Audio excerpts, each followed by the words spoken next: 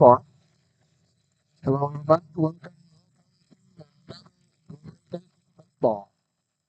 Well, it is a great day for baseball. A little windy here tonight. The wind blowing out of the south at a strong pace, and we will start the broadcast off. We'll apologizing about our camera shot tonight. Unfortunately, Marble Falls will not let us set up behind the plate, so we have to set up along the first base dugout side. And so that is the view that we're stuck with for tonight. But Jonathan and I will do our best to bring you the action. We understand that you cannot see first base, right field, and center field. And you can see second base, third base, and left field. The pitcher and the batter is your view for tonight. So we'll be on the call. Looks like we're going to have 3 umpires tonight over the 4 that we had last. Yeah, I think it looks like they're trying to branch Tuesday, out, yeah. getting ready, for the playoffs. Some of these crews, umping crews, will be part of playoffs, so they need to start knowing how it is more than just 2 guys and have 3 to 4. Raiders come in to tonight 9-3 or 9-4 in district, and the Marble Falls Mustangs come in at 4-9 in district play. Their season is done after tonight. It is senior night, and they have just had their introductions, and introductions of the lineups will be underway here shortly. Yeah, it looks like they had 3 seniors for the Marble Falls Mustangs, so, that's going to be a solid team next year, bringing back quite a few starters. So we'll go over the district standings right quick, if you'll bring those up, Jonathan. 3 teams sit underneath the lone leading team. Cedar Park Timberwolves sit atop the District 25 5A standings, currently 10-3. Georgetown, Liberty Hill, and Rouse are tied at 9-4. So the big game tonight is in Cedar Park with the visiting Georgetown Eagles. Yeah, Georgetown versus Cedar Park. A lot of seeding spots on the line in that game. So determining how that game plays out is kind of how we look to be with the district. Coach will have that information for us probably tomorrow for sure when we go on the broadcast. We will have our both games tomorrow, a doubleheader, 11 o'clock, as the Raiders will host Lake Belton. And at 2 o'clock, the senior game will be versus the visiting El Campo team. El Campo, my dad's alma mater. And today would be my father's birthday. Well, happy birthday, So, Papa Kaspar. Pops, happy birthday. I gave it to him on, he's not following the games, but, he has the Facebook and gave him a little shout out this morning and called him. So, it's a good day. Marble Falls, they're coached by Tyler Porter. He's assisted by Cody Ramore, Andrew Landon, Clint Anderson, and Chris Bowen. Raiders are coached by Chad Crimpine. He's assisted by Josh Harris, Dan LaPaglia, and Will Noble.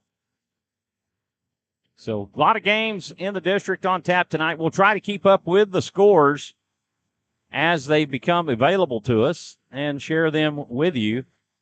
Yeah, I've got my dad crew on notice there so I can get updates from them as the days progress here.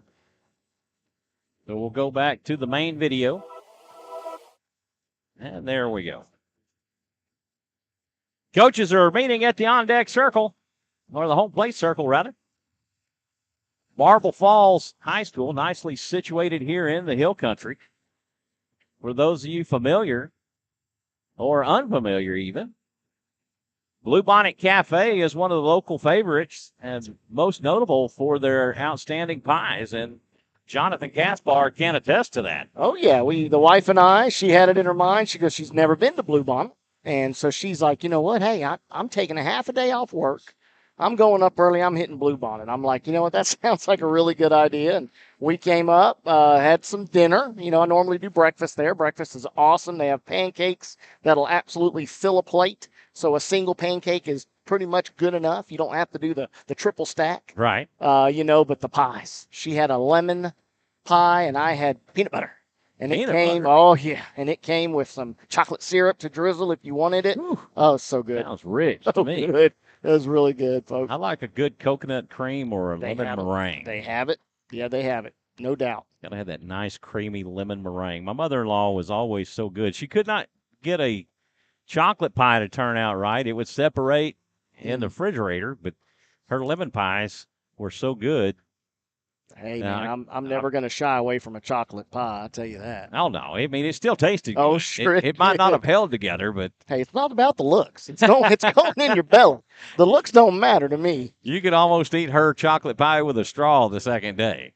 Because it would separate. Hey, put it in a cup and make it almost like a milkshake. So we want to welcome everybody to the last district broadcast of the 2022 season tonight. Chime in and let us know where you're watching from. And give a shout out to your favorite player, and we'll shout out here on the air. We want to welcome any Marble Falls fans that may be tuning in and listening. I know last time we had several of their fans tuning into our broadcast, and we welcome you to today's broadcast as well. Sure. Lineups are being introduced, and the Raiders leading off will be Rainer Heinrich at second base. Batting second will be the catcher, number 5, Carter Heinrich. Batting third will be the first baseman, number 8, Oscar Salazar. Batting fourth will be the starting pitcher tonight, number 22, Colby Diaz. Number 11, Colin Correjo will be in right field. Batting sixth will be number 4, Mikey Caputo at third base. Batting seventh will be the center fielder, number 10, Landon Miller. Batting eighth will be number 7, Caden Kaspar in left field. And batting ninth, number 2, Joe Sparshoe at short. For the home Marble Falls Mustangs, leading off will be number 11, Jake Carter at short. Number 4, Isaiah Roman will be at batting second at catcher. Batting third will be number 14, John Zamarripa, the designated hitter. He will be hitting for the right fielder, number 3, Jet Zarita. Batting fourth, number 13, Cale Cochran in left field. Batting fifth, number 5, Bryce Atkinson at second base. Batting sixth, number 10, Jake Becker at third base. Batting seventh, number 12, Evan Nakowski in center field. Batting eighth will be the starting pitcher, number 22, Hudson Mcbride. And rounding out the order will be number 8, Brady L. Wartowski at first base. Raiders took this first meeting. And I want to say that score was like 8-4, if I remember. 8-4 or 9-4. One of them. And they scored those few runs later in the game. And you always have your hands full with Marble Falls. They come ready to play, and specifically at their home field where teams at the top of this district have struggled to win here. We're going to take a moment for the national anthem. Thank you for watching Rouse Raider Baseball on SHN Sports.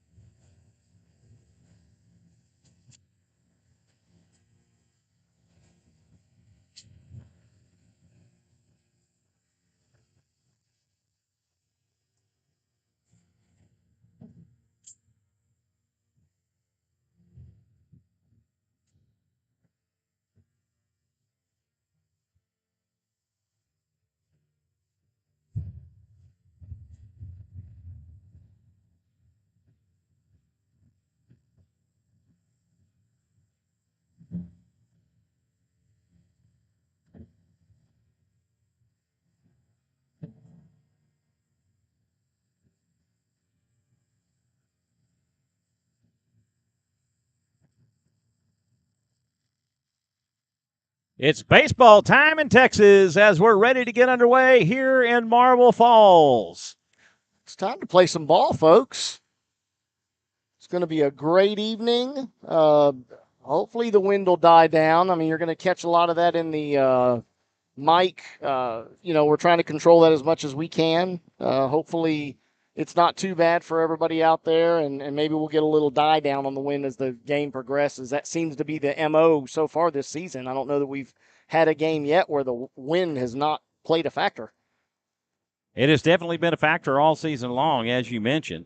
Defensively for the Mustangs tonight, Hudson Mcbride on the mound, Isaiah Roman behind the plate, Brady Elwartowski at first base, Bryce Atkinson at second base, Jake Carter at short, Jake Becker at third, Cale Cochran in left, Evan Nakowski in center field, and Jet Zurita in right field. Due up for the Raiders in the first, Rainer Heinrich, Carter Heinrich, and Oscar Salazar. Yeah, we get to see a little change up here. Coach is spinning things up, changing things around. Carter's actually moving. President Carter moving up the lineup, and President Carter. we get the Heinrich connection. Hey, wait a minute! I got to put the plug in for Correjo. The Heinrich connection. Heinrich. Yeah, so we've got to see a lot of it going. Carter throwing out base runners or attempted base runners with Rainer receiving that in and putting the tag down. And now we get to see a little back-to-back in the lineup, so that'll be fun. Hudson Mcbride was the starting pitcher versus the Raiders in Game 1. So not an unfamiliar face on the mound for the Mustangs tonight. I believe he is one of the seniors, so thus getting the start tonight in his final high school effort. I would say that they're going to do what we'll see a lot of teams do, and they get all their seniors in, right? Well, There's only 2 guys on the bench for the entire Marble Falls team. So Kyle Curtis and A.J. Scoville. So I would assume that neither one of them are seniors. That would be my guess. And as I said before, I only saw 3 seniors come out for introduction, so this is going to be a team that's returning a lot of starters next year.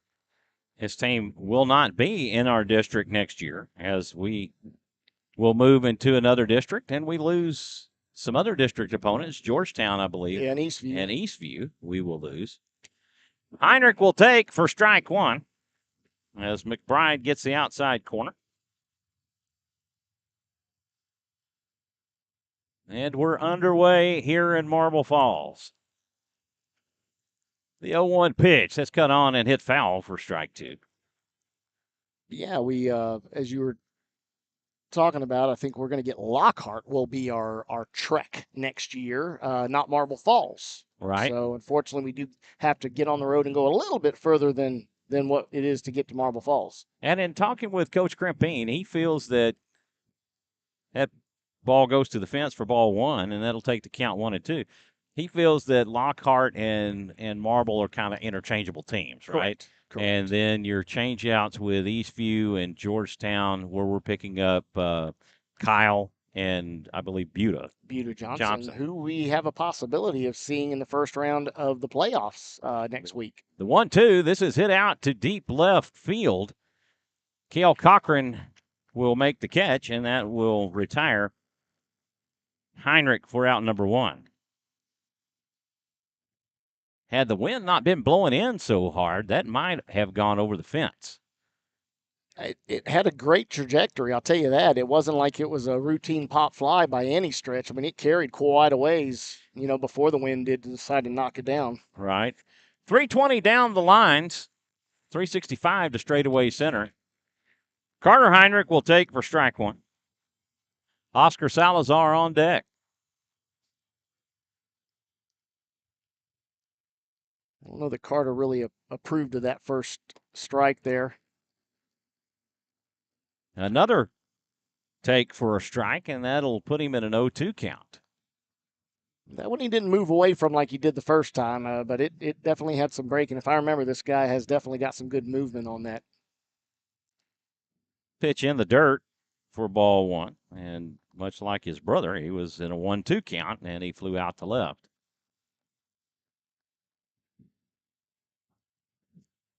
Cochran backs up a few steps and moves forward. The 1-2 pitch, that's low. It's actually calls that a drop third strike, and Roman will throw it down to first to complete the strikeout. K2-3 on the put out of Heinrich. That will bring up Oscar Salazar. Yeah, it's a little indifferent on that one. Not really sure. You know, the whole saying about drop third strike will never be called a strike. McBride doing a good job of pounding the strike zone so far.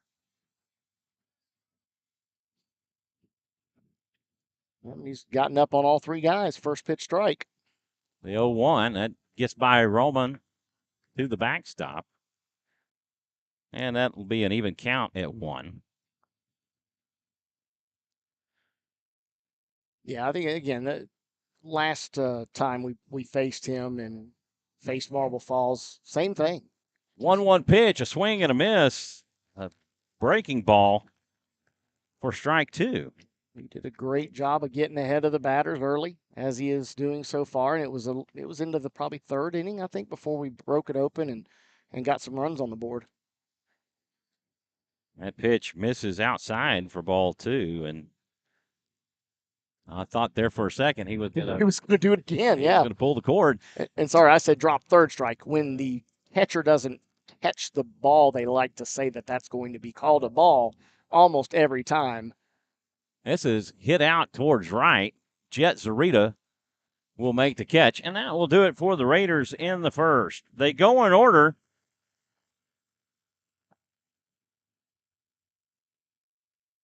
No runs on no hits. Nobody left on. And on to the bottom we go. Due up for Marble Falls in the first. Jake Carter, Isaiah Roman, and John Zamaripa. Defensively for the Raiders, Colby Diaz will be the starting pitcher tonight. Carter Heinrich behind the plate. Oscar Salazar at first base. Rainer Heinrich at second. Joe Sparshu at short. Mikey Caputo at third. Caden Kaspar in center. Landon Miller, or Caden Kaspar in left. Landon Miller in center. And Colin Correjo in right field. I think we need to hire us a cameraman. You know, that our stand swivels really well. Maybe we can get somebody to work the camera and get us some views of where the ball's going. Well, the tripod that I have here is a professional grade tripod that I opted for tonight. It's a little sturdier and more heavy duty than our other one, and I felt with the wind that we were facing tonight, I would want it on a more sturdy tripod. Well, that and the lack of counter space, right? Well, that too. So there you go, and that's what we have. So hopefully in the future we might be able to get some other equipment and maybe some other spots where we can get some different camera angles. Yeah, I've seen some of those setups. Pretty awesome, especially, I mean, you can even time in the Game Changer where you have 3 different views. You know, you have a view off first base, off of third base, and then behind home plate, which is really cool to get views of the batters, or should I say, off of third and first, but you can actually be off the left and right-hand side of the batter's box, so you can really see the movement and the ball as it comes in and switch between different views. It's, I think, a very expensive but very cool You just got to have a video switcher to go back and forth between the camera views. Right. And for where we would like to set them up, we were looking at some wireless transmitters and receivers so that we wouldn't have to string cables out everywhere. Oh, yeah, for sure. For sure. And then you just have like you said, a switcher, like a 1, 2, 3, right? Right. Something that you can hold in your hand, a little remote. That would be super cool. Yeah, get a 4-channel switcher. So we would end up having a monitor and then a video switcher, a 4-channel video switcher. And the camera operator could go before or back and forth between them and track the ball and all of that. So you just set up a GoFundMe for SHN Sports and Rouse Raider. Well, this is strictly we own this equipment, so this would be Rouse Raider baseball equipment. So we are broadcasting on the SHN platform, but all this equipment belongs to Rouse Baseball. Colby Diaz will deal first pitch fastball to Jake Carter for strike 1. No doubt about that one. And here we go. We've got Colby getting ahead of the batter right off the bat. This is line 2, Heinrich at second, and that will do it. L4 on the put out of Carter for out number 1, and that will bring up Isaiah Roman. And I struggle sometimes. I call him Roman, but I've been told it's Roman, and then Roman? I'm listening to their PA guy. He's calling him Roman. Oh, no. So I'm No, like, yeah, I would definitely say Roman because my brother-in-law's last name is Roman. So I'm definitely want to get that right. Roman takes for a ball. And if you go with the Spanish pronunciation, you would say Roman. Roman. But you got to roll that R. Don't forget that. It's only one R, so you don't roll it as hard. Swing and a miss for a strike. If it's 2 R's, then you have to really roll that R. So, like in Zamaripa, that is batting third. The 1-1 pitch, that's low for a ball, and the count goes 2-1.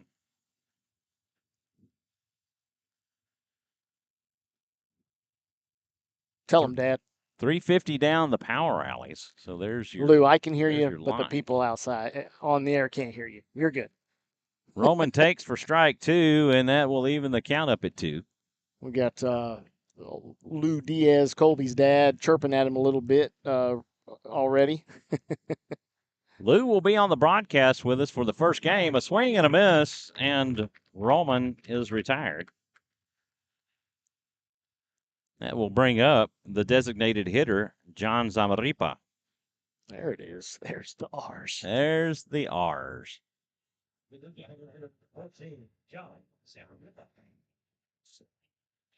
And I believe I heard him say that, and this is one of the seniors, and he's going to be playing for Coastal Bend. Oh, he'll be down there with Keegan Solomon. Keegan Solomon, yes, sir. Which I believe Wharton College actually picked up the win last night. Swing and a miss for strike 1 on a pitch that was in the dirt. Obviously fooled Zamaripa. And if I'm not mistaken, Michael, I think they play a series. They are playing a series. Yeah, they so absolutely are. Cale Cochran on deck. Pitch at the ankles for strike 2. Past two games that Colby has pitched, he's faced umpires that do not like that downhill pitch. This is hit deep to right and out of play. Over the bullpen, into the rocks. Lots of that out here at Marble Falls. Yeah, a foul ball home run. And watch out for snakes, somebody said. Oh, no doubt. No doubt. Mm. Zamaripa caught looking for out number 3. And like the Raiders, the Mustangs go in order. After 1 complete, we're scoreless here in Marble Falls. Due up for the Raiders in the second, Diaz, Correjo, and Caputo. Raiders have got to generate some offense and get ready for the playoffs coming up. Yeah, I think we're going to probably see Coach, I don't know that he's going to have Colby run a long time. Let's just keep him warm, get him some good pitches. He may only run him 30 or so pitches tonight. And, of course, Colby, the rate he's going, that could carry him into the 5th inning. Well, most likely we wouldn't play until either next Thursday, Friday, Saturday. Right.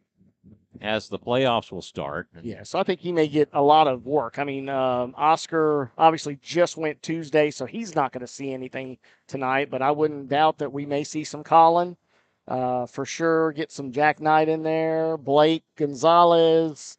I know there's going to be quite a few of the guys that are going to have some opportunity Saturday to get some pitching in as well. So it'll be interesting to see how Coach Krimpine lets that play out, and seeing if we get any other arms up there. So I guess the cool thing with being over here on the first base side is we get to see the players as they warm up, like Colin Correjo. He gave a little nod. Gave a little nod there, folks. I couldn't quite see that one. He's tall, but he wasn't tall enough to catch the I know it. camera. I was almost wishing his last name was Heinrich, so I could go Colin Heinrich. You got to emphasize it, right? Colby Diaz will come to the plate. He will face Hudson Mcbride for the first time tonight. McBride toes in on the rubber, pitching exclusively from the stretch. He will deal the fastball low for ball 1. We've got a 22-on-22 matchup here, both on the bump also tonight, and both seniors. So that's interesting. Little off-speed action off the hand of McBride for a strike, and that will even the count at 1.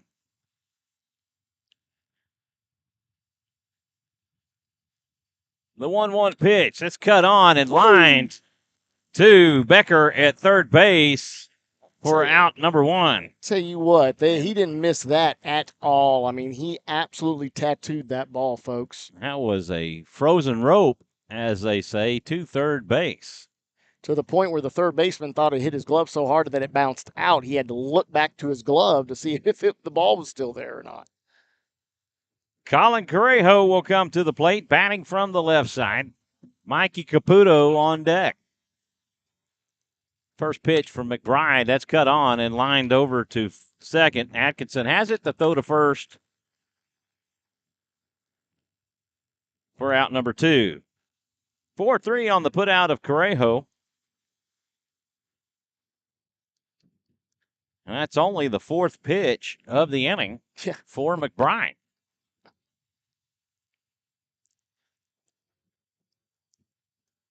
McBride comes set. First pitch offering in for a strike. Another interesting changeup here. You know, what we've seen throughout the entire course of the year and the season has been take first pitch. And, you know, that hasn't necessarily been the case so far the last several games, actually. Pitch misses at the ankles for ball 1, and that will even the count up. Nobody on with 2 outs here in the top of the second. We're scoreless so far. Check swing. He lays off for ball 2. 2-1 the count to Caputo. Yeah, that was still. Landon Miller on deck. Even with Mikey's height, that still was definitely a ball. The 2-1. This is hit foul and out of play. And that will even the count up at 2.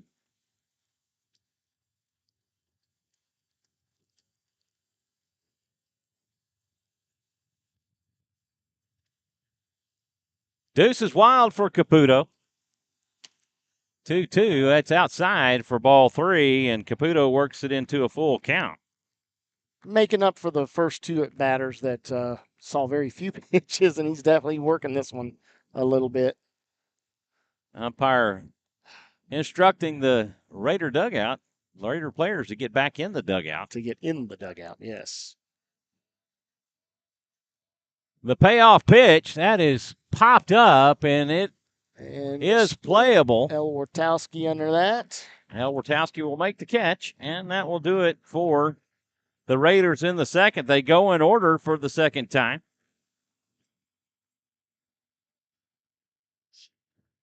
And on to the bottom we go, and we're scoreless in Marble Falls. We want to take the opportunity to recognize our home run sponsors.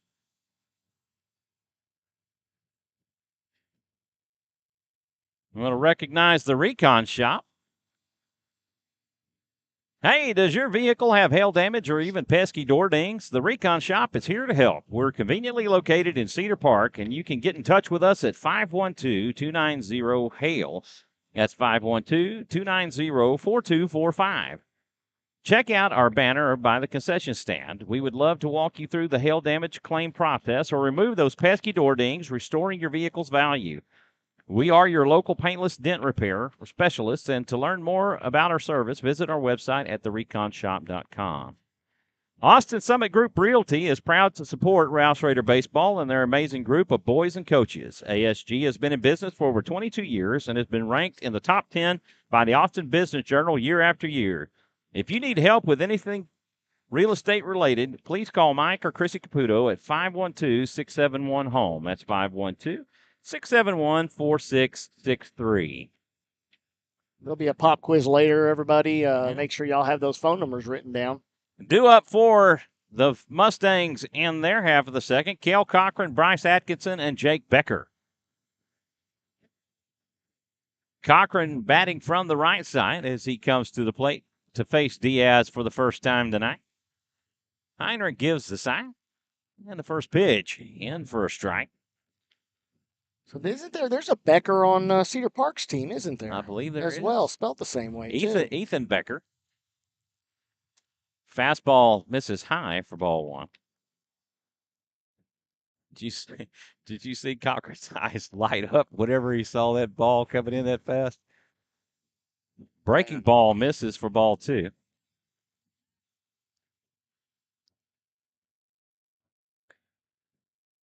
Yeah, he's a bit intimidating, Colby, when he starts turning things loose at you.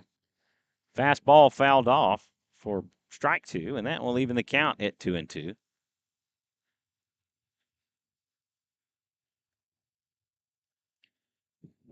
George Garcia asking if they have to play a play-in game, how would that affect the 110 pitch limit? Hit the third, the throw from Caputo in time and just in time.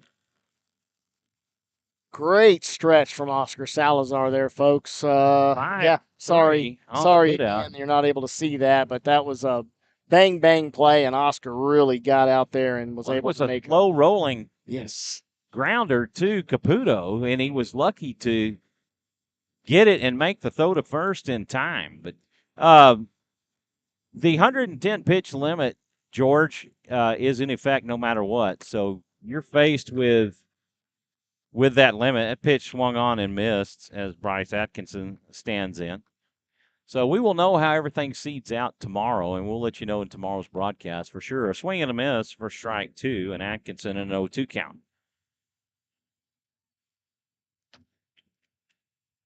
So most likely,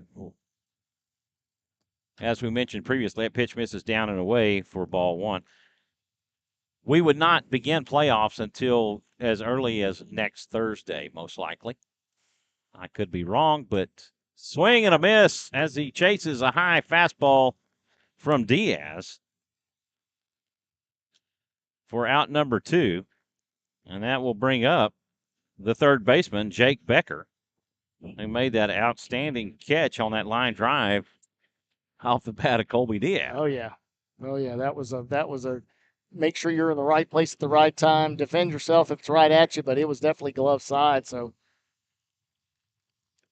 breaking ball gets the umpire, and it might have gotten him in a sensitive spot. Wow, like his ankle. He shakes his ankle off. The way he acted, I thought it might have got him someplace else. He backed up and hunched over there real quick, didn't he, Michael? He did. But you definitely don't want to see that happen.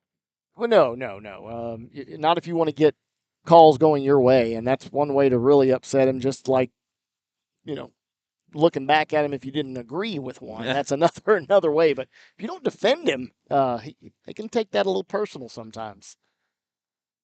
Diaz deals. He misses low. I don't know if that was inside. Ball two.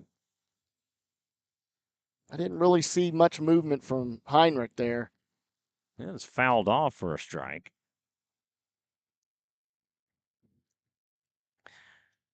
Net was very strategically placed on that one. Still missed the net.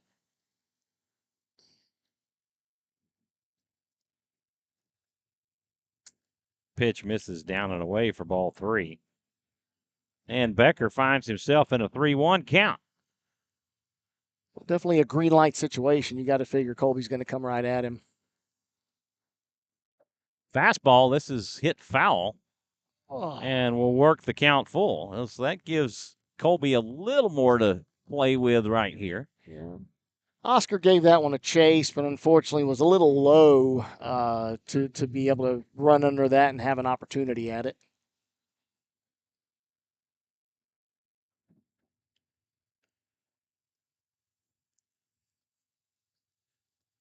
Pitch misses inside for ball four, and Diaz will issue his first walk of the game.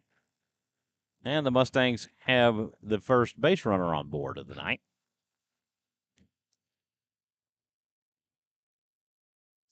That will bring up the center fielder, number 12, Evan Nakowski.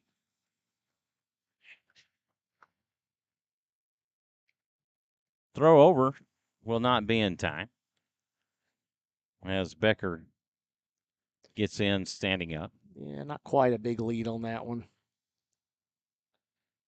Diaz will deal a swing and a miss for a strike. I think they read the scouting report. Don't get too far off of first base for the base runners.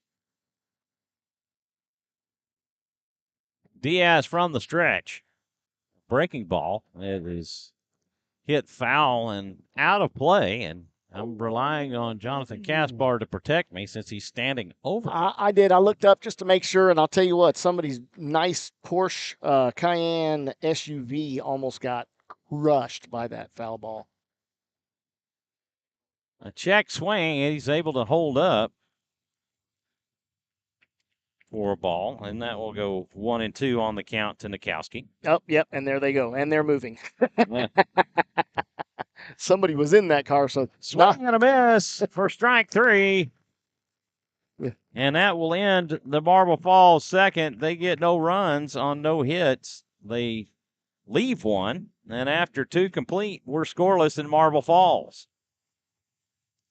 Due up for the Raiders in the third, Miller, Kaspar, and Sparshoe. Yeah, that would have been a very expensive, quick parking job by that Porsche, because like I said, that was a extremely high foul ball coming straight down and landed right between them and the truck next to it. McBride perfect on the night so far through 2 innings. And again, I had to pull up the book from last time to see, but I believe this is the time where we started getting to him and opening the game up.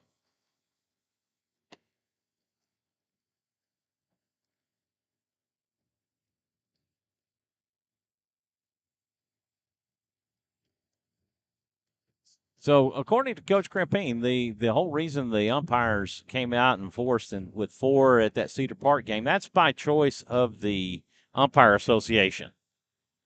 Okay. So they Kayla Mikan coming by to say hi.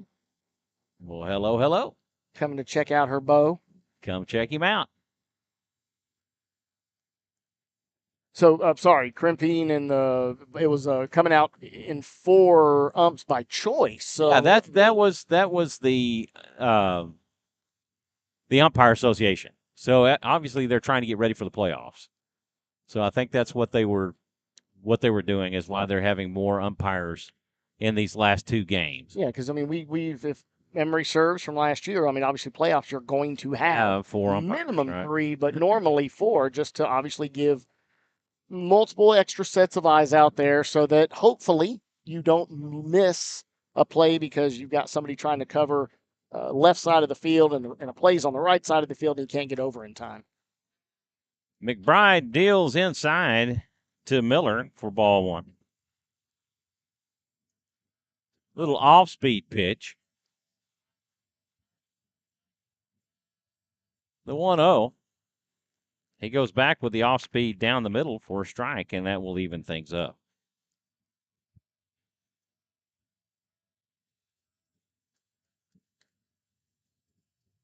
The 1-1 pitch, that's fouled off, and that'll hit the Mustangs dugout and bounce back toward McBride into the infield. Automatic ball return there, but I think they're going to swap that one out because I'm sure that got scuffed up pretty good off of that dugout wall. That'll take the count 1-2. McBride comes set. The 1-2 pitch at the knees for strike 3. All right. Well, I don't think Landon's saying that one wasn't his fault. He popped himself on the head there. I think he was definitely would have liked to see that one again. Little shotty. Joe Sparshoe on deck. Caden Kaspar will dig in from the left side. First pitch and for a strike, and McBride is just going after that strike zone and challenging these Raider batters. Yeah, I'd like to see us wake up some bats here and get ready for that playoff run. The 0-1 misses high and outside for ball 1, and that will even the count.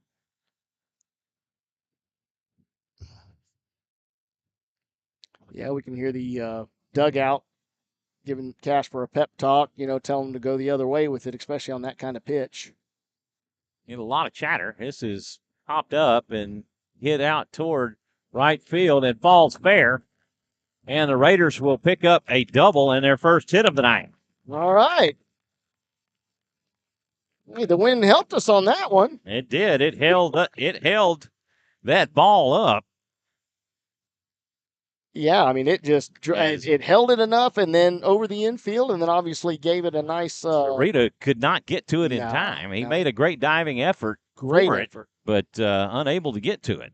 Yeah, great effort on that. I mean, he was trying to slide underneath it as best he could, and it landed center between his glove and the foul line, probably a good foot left of the foul line, which is nice. Joe Sparshoe will come to the plate for the first time tonight. He is the 9th batter in the Raider order, and he will foul this one off for strike one. Rainer Heinrich on deck.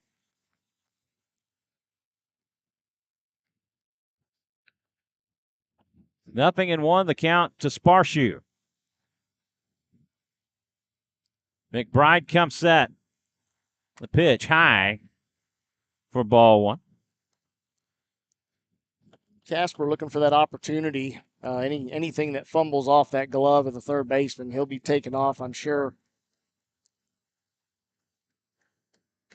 The 1-1, that's fouled off. It gets the inside handle and fouled back out of play for strike two.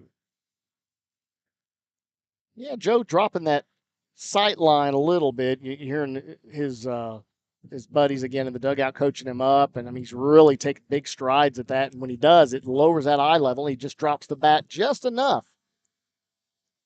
The 1-2, that just misses outside for ball two, and that will even things up at 2. That was from our angle very close looking, but umpire didn't even give it a second glance. The 2-2 pitch, that's in the dirt, and Kaspar will take off to third.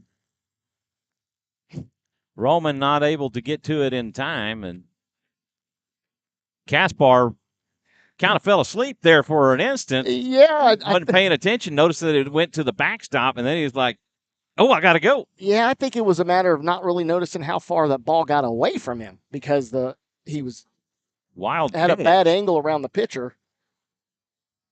Full count to Sparshoe.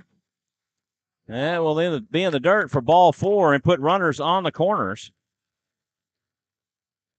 As McBride issues his first walk of the night. Yeah, just as I say that he's going to be taken off at the first opportunity if a ball gets away. And he definitely paused and looked and was trying to figure it out.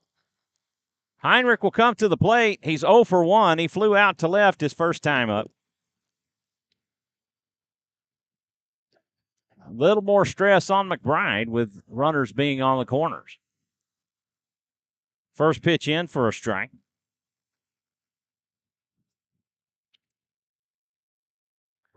Yeah, I think he'd like to, obviously get us on the board here. Something deep like he had last time would be perfectly fine.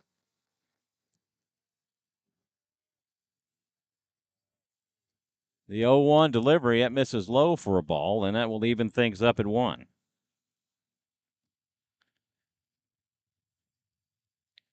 And Joe Sparshoe, little shot. He's got some good speed as well over at first. So, I'm not going to rule out him taking off here and seeing if he get the free base.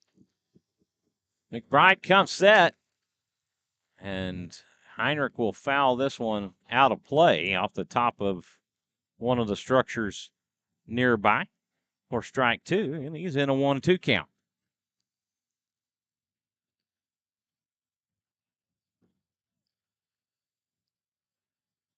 Raider dugout coaching him up pretty good. Oh, yeah.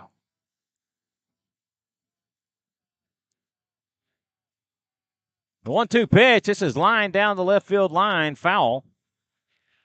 Keeping Kaspar and Coach Krimpine on their toes there as he split the uprights between the two of them. Well, the good thing is they're making McBride throw a greater number of pitches as he went through with that last inning. Yeah, that's one thing Rainer has shown time and time again this year is he will battle 1-2, misses high for ball 2. I mean, he digs in, and he's not going anywhere. I mean, you're going to have to get him out on the field because he's going to try to put something in play almost every time. Heinrich, just a sophomore. He's done an outstanding job in that leadoff position for the Raiders all season. And he will pop this up, an infield fly. And Atkinson will camp underneath it to get the out. Yeah, definitely not the pop out we were looking for on that one. And that will bring up the catcher, Carter Heinrich, the older brother and senior to Rainer Heinrich. Oscar Salazar on deck. Yeah, we're going to miss out on that next year. I don't know that we have anybody else that's going to be. Brother tandems? No tandems on the field, but, we'll definitely have younger brothers, I believe, next year with Forcell will be here. Barrett Jordan will step off. Sorry. Bryce Jordan's, or Barrett Jordan's brother, Bryce. Barrett, a senior. Yes. Will be graduating this year. First pitch, cut on and missed for a strike. I think that was a little hesitation on whether he should have taken it. He goes, "Oh yeah, it's a strike. I need to swing." Let me think about that just a little bit. Unfortunately, thought about it too long. 0-1 the count to Heinrich. Raiders would love to get that one run down third, and Sparshoe trying to work it out at home. And he's thrown out at home. I don't think the tag was made, but. Well, he tagged him on the ankle.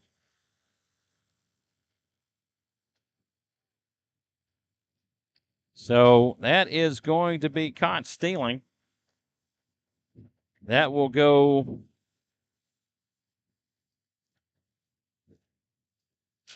2-4-2 on the putout of Kaspar. And Carter Heinrich will come back to the plate to lead off the fourth inning. The Raiders get no runs on one hit. They leave one. After 2.5, we're scoreless here in Marble Falls. Due up for Marble Falls in their half of the third. McBride, Elwartowski, and Carter. Yeah, I think that'll definitely be one worth review later this evening, just to see. I mean, they draw up the play right with the throw down and then obviously the throw back. The tag was placed on the ankle. Not sure that the ball stayed in the glove the whole time, but. Well, it looked like he started to call him safe, and then he was looking to see if the catcher had the ball, and that was his determining factor. I don't think he was looking to see that the tag so much was applied as the catcher had the ball in his glove. Yeah. So that's more of a commitment from the ump to, okay, you're out no matter what, as long as he holds on to the ball, and versus he's had a great outside slide. He did. Touched the very back corner of the plate with the left hand stretched out, so he was body was well away from the catcher, and the catcher was up the third base line. So, the tag was literally put on his ankle.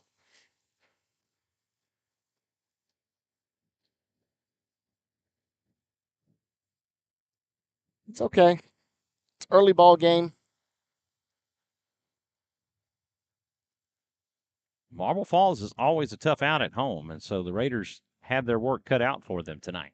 Yeah, Leander was privy to that information after the game, right? Yep. Colby Diaz back on the mound to pitch the third. Hudson Mcbride will stand in, and he will take for a ball. He's not given that high pitch, and I mean, I guess it's consistent. It's been consistent so far in this game, and that's all you could really ask for. And he's definitely been calling that high Breaking ball misses low for ball 2. That high zone pitch, a ball. So Auntie Carrie, hey, from Chicago. Well, thank you for checking in. Glad to Chi-town. see you. Fastball in for a strike. As Diaz puts a little mustard on it. Yeah, I think I even heard a grunt on that one. Swing and a miss on a changeup. Same exact location. 2-2 the count to McBride. He lowers his stance a little bit. Swing and a miss on a curveball that just drops out from underneath him for strike 3. You know, I think what's so amazing is to the batter, when he sees that pitch, Colby releases everything from the same point. Okay. And they show this in the MLB where you're watching changeup, fastball, breaking pitch, how literally 10 feet away from home plate, they're all in the same location. Right. And you have that little instant to try to figure out what that pitch is. Brady Elwartowski will dig in from the left side. He takes for ball 1. He will get rung up on a strike, and that will even the count at 1. 1 out with nobody on here in the third. A swing and a miss on a golf swing from Elwartowski for strike 2. 1-2 pitch. Ooh. Fastball misses. It was too perfect, Michael. It was too perfect, I I think. guess so. Yeah. Carter Heinrich did not move a lick of that glove. Breaking ball misses high for ball 3.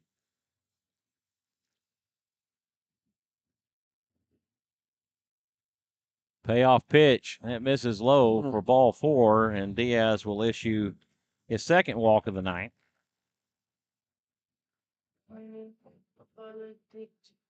And that will bring up Jake Carter. Carter lined out to Rainer Heinrich his first time up. He's 0 for 1.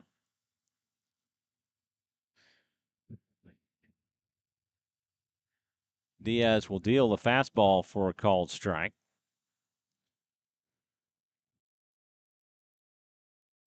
Yeah, I don't think there's any worry about a base stealer here.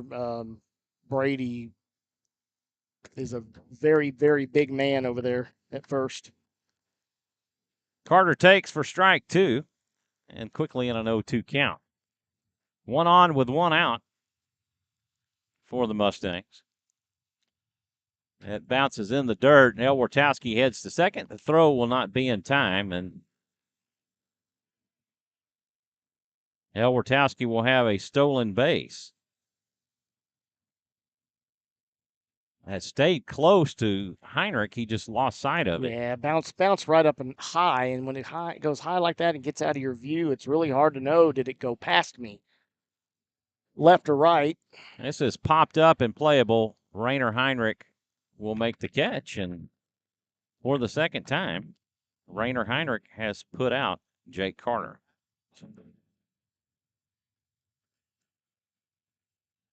That will bring up Isaiah Roman, I don't know. Well, you give it both, right? Yeah. We'll give it to Roman for those that want to be Roman, and Roman I for hate those messing up. I like to make sure that I'm accurate. He's 0 for 1. He struck out his first time up. He will take for a ball.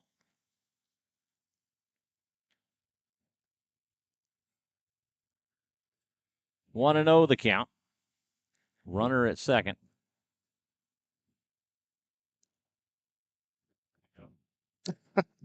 Fastball, not sure where that missed. Another one right down the pipe, and that's definitely drawing some boos from the Rouse contingent on site. Throw back to second. Not quite in time. Elwartowski did have his hand on the bag as Sparshu applied it to his shoulder. Close one. It was close. 2-0 the count to Roman. This is fouled off for a strike. You watch out, truck. Ooh.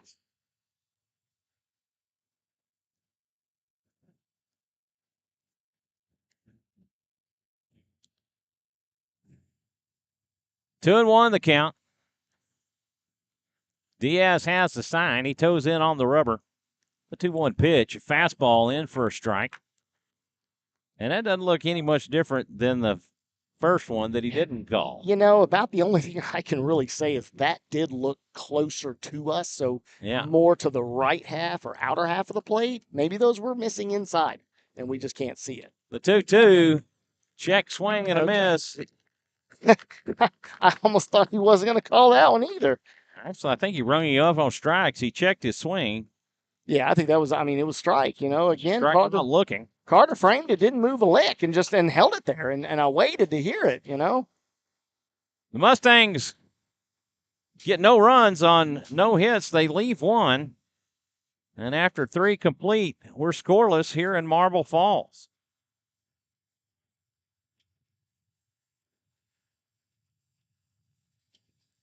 Six punch-outs on the night so far for Diaz.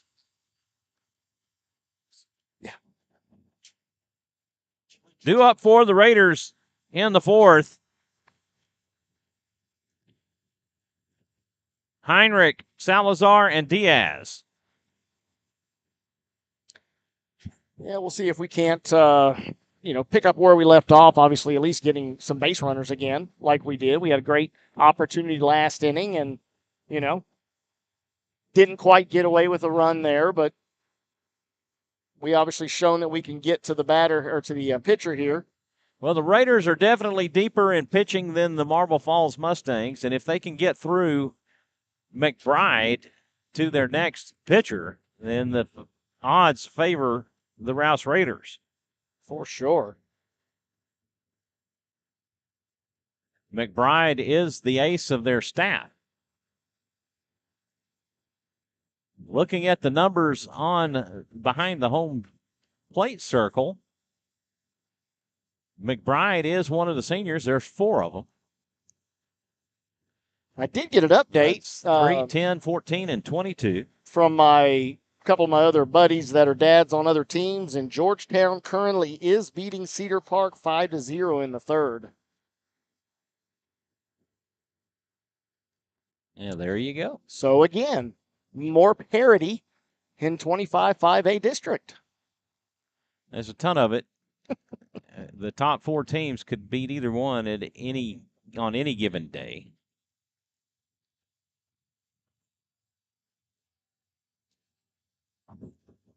Heinrich will dig in, and he will take for a strike.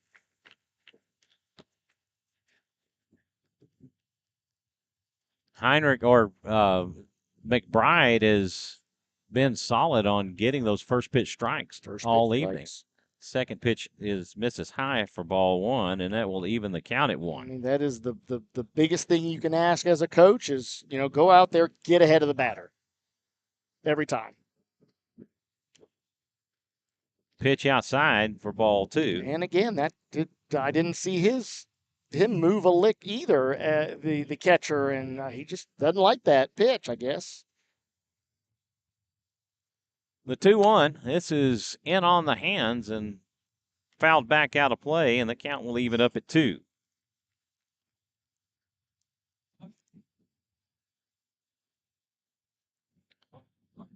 Carter's one that loves to turn on a ball, and that left fielder is giving him ample space over there. Again, he fouls it off, and the count will stay even at 2.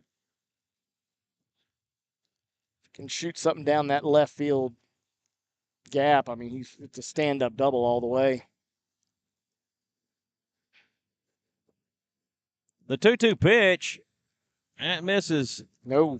Wow. That was he takes strike. A long time to call that strike. Yeah, I heard him give his little bark before he stood up and gave him the punch out. That's that breaking pitch.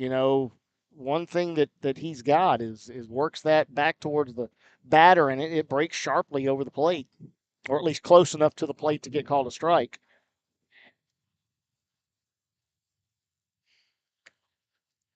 First pitch in for a strike to Salazar. Salazar's 0 for 1. He flew out to right his first time up. Colby Diaz on deck. This could be a close line one. back up to the shortstop, Carter, and he will throw to Nakowski to get the out. That will go 6-3 on the put out of Salazar. I thought maybe he had an opportunity on that one. A little bit of a slow roller, but, the shortstop did a great job charging that ball instead of letting him sitting back on his heels and waiting to play it. He was able to cut that distance down and get Oscar over at first, even though Oscar gave it a good run.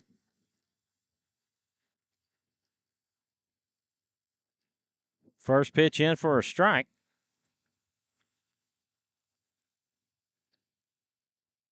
Diaz 0-1.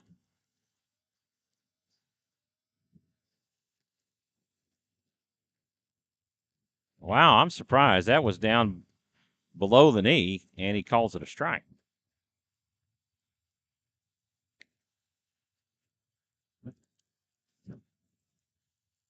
The 0-2 is fouled off. He wasn't going to watch that one, that's for sure.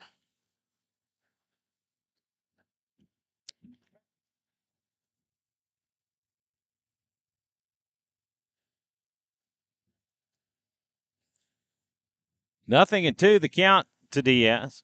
Colin Correjo on deck. The 0-2 pitch, swing and a miss for strike 3, and the Raiders go in order in the 4th. On to the bottom we go. Hey, they're playing our song, guys. Yeah. I really appreciate the Marble Falls press box playing our Pump It Up song that we have loved to hear, and we'll give y'all a little bit of it at home.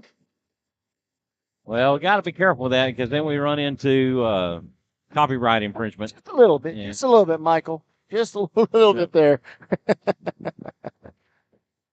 Makes you feel at home, though, when you can get your own song there. And looks like defensively we are staying the same on the field. No changes to be seen yet. As we're right at the midpoint of the game. Coach Crampine did bring up a lot of JV1 players, as JV2 is back at Rouse playing the Marble Falls JV team tonight. Oh, we got some Raider JV1 team finished the season undefeated. Undefeated, and I without obviously being able to look at the numbers.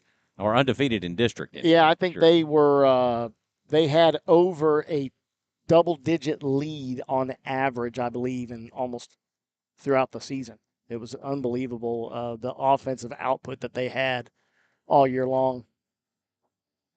Due up for the Mustangs in their half of the 4th, Zamarripa, Cochran, and Atkinson. Zamarripa caught looking back in the 1st. He will take for a strike.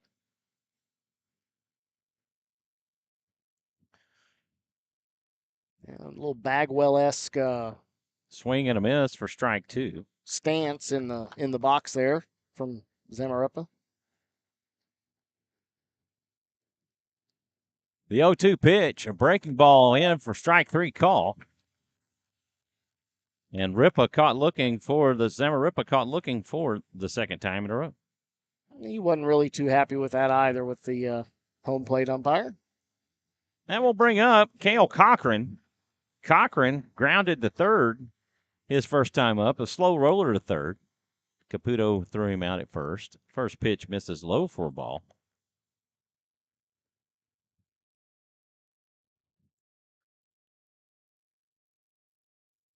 (1-0), a fastball in for a strike. Colby's taking a little page out of Colin Correjo's book here, really working fast. Breaking ball. This is lined back to Diaz. He'll throw to first, and that will do it. I also love those plays where the pitcher acts like it just nonchalant, just throws the glove up there, catches it. That no big deal, guys. Toss to first base for the out. That will bring up Bryce Atkinson. Atkinson struck out his first time up. Yeah, Oscar and Colby both do that very well. Those sharp balls hit right back at them, grounders, bouncing. First pitch in for a strike. Diaz getting ahead in some of these first pitch strikes. The 0-1, swing and a miss for strike 2. Yeah, and he almost always seems to follow that up with a swing and a miss, on the next one when they realize, okay, I'm down early. I need to really get on top of these and try to get that bat going. Swing and a miss for strike 3. For strikeout number 8. And for Colby Diaz. Extremely fast inning, which was much needed. They go in order in the 4th. On to the 5th we go, and we are still scoreless here in Marble Falls. Yes, sir. And little update here. We've got 56 pitch count for Marble Falls pitcher, and I apologize. Hudson Mcbride. Mcbride, there you go. And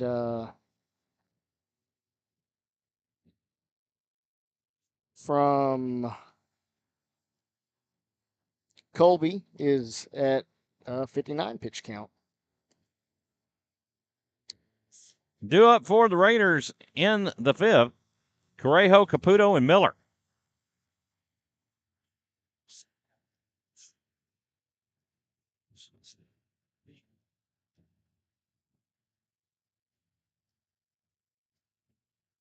We want to recognize Browse by Hattie at the next half inning.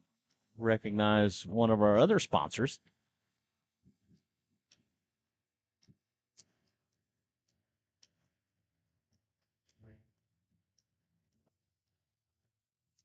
Have 2 games on tap for y'all tomorrow, beginning at 11 o'clock. We will be on the air at 10:45. An early start for us on a Saturday. A lot of baseball action. Yeah, I'll be up and at it early. I'm heading out of town, so unfortunately, Mr. Kithill will be watching the 3rd game of the series with Coastal Bend and Wharton Junior College. Correjo grounded to second his first time up. He's 0 for 1. He will take for ball 1.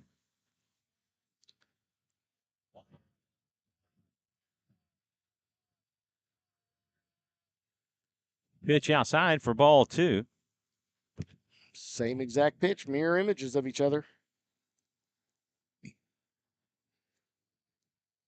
2-0 the count to Correjo. McBride will deal, and he gets the outside corner for strike 1.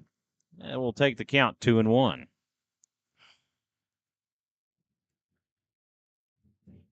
Collins definitely crowding that plate some, trying to take away that outer half. 2-1 pitch. This is lined down to first into right field. And Correjo will round second. Or round first, rather, headed to second. And then he thinks better about it. It was, yeah, I mean, that's one of those. He got caught a little bit in limbo. The ball bounces away from right fielder. He's like, oh, I can go, but it didn't get far enough away. He throws it. He overthrows second base. Oh, I can go again, but it went straight to the third baseman they're covering, and yeah. For the first time, the Raiders get their leadoff on board for Mikey Caputo. Caputo popped up to the first baseman. His first time up, he's 0 for 1. He will foul this one off for a strike.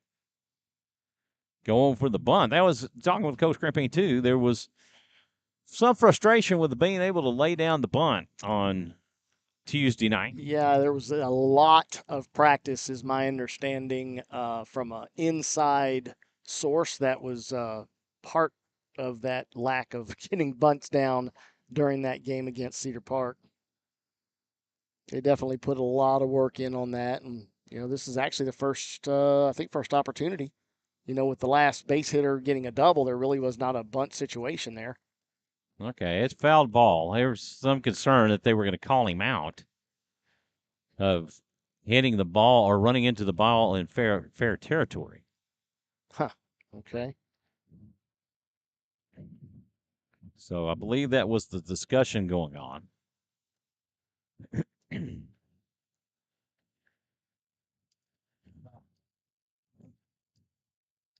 Coach Porter did not argue much on that. He just wanted to verify.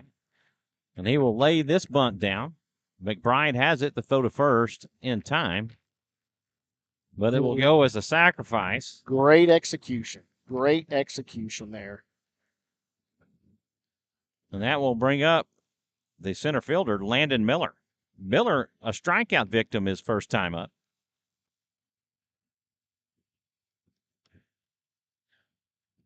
Caden Kaspar on deck. Like to see Landon really level swing, make great contact. There was the level swing, just a little over it. Swing and a miss for a strike. Raiders with a runner on second in Colin Correjo. Correjo with good speed. And McBride will spin off and look Correjo back to the bag.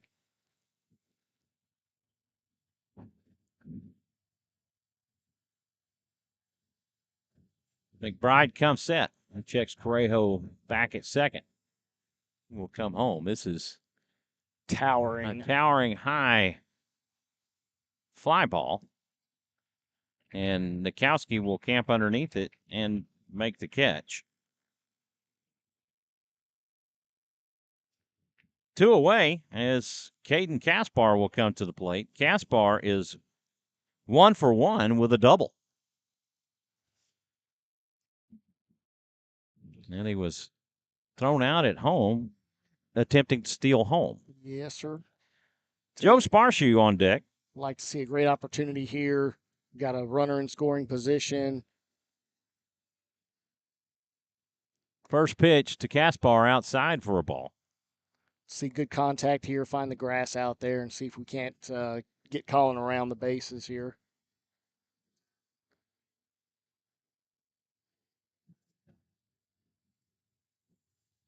Raiders would really like to get a run on the board.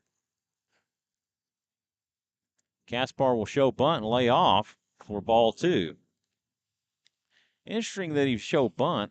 Well, if he lay with 2 outs. Third baseman's back, and I love the call there. Third baseman's way back.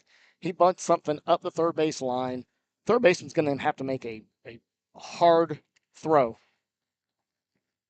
Change up in for a strike, and that will take the count 2-1. Yeah, that third baseman's going to have to charge hard, try to make a good throw on somebody that's got some really good speed, and that frees Colin up to third base with no problems.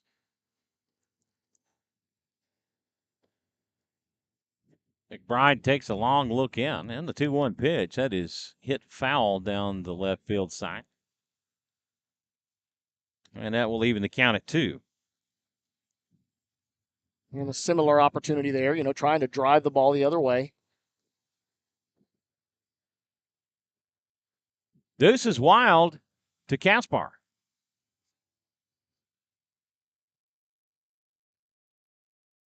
McBride comes set. Pitch misses low for ball 3, and Kaspar works it into a full count. Yeah, low and inside on that one. He did like that somewhat low earlier, but that was almost shoelace heights. The payoff pitch misses low for ball 4. All right. The Raiders have runners at first and second for Joe Sparshoe. Little shoddy. Little shoddy.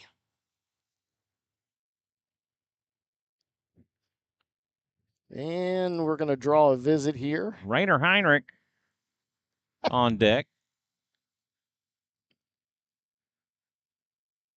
Bry was a little indifferent about the visit there. He sort of looked up and sort of threw his glove to his side, shrugged his shoulders to sort of say, like, Coach, what's up? I'm doing great out here. All right. Got a 2-hitter going here.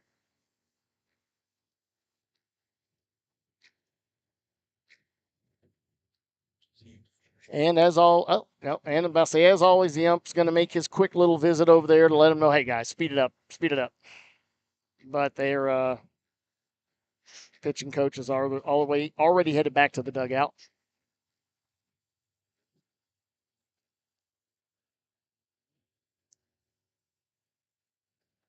Boy, Sparshoe would have a nice clean shot down that left field line. Oh, no doubt.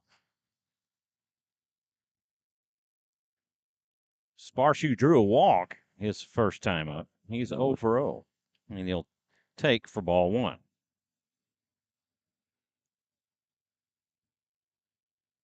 Sparshoe, the fifth Raider batter of the inning. The 1-0 pitch, that bounces in the dirt. Roman up quickly, and Correjo will stay there at second. Great job of keeping that ball in front of him.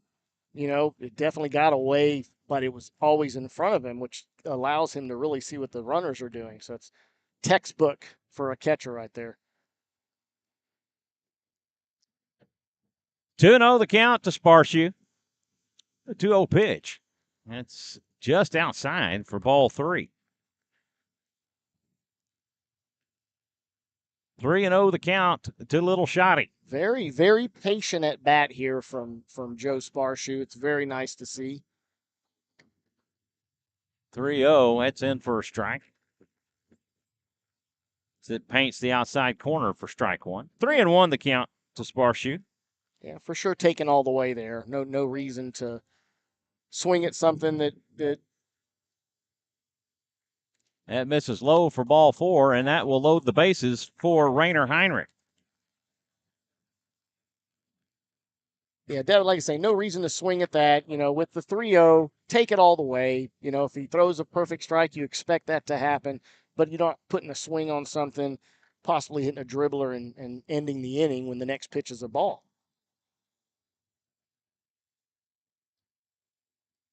Base is loaded for Heinrich. He's 0 for 2. He has flown out to left and to second.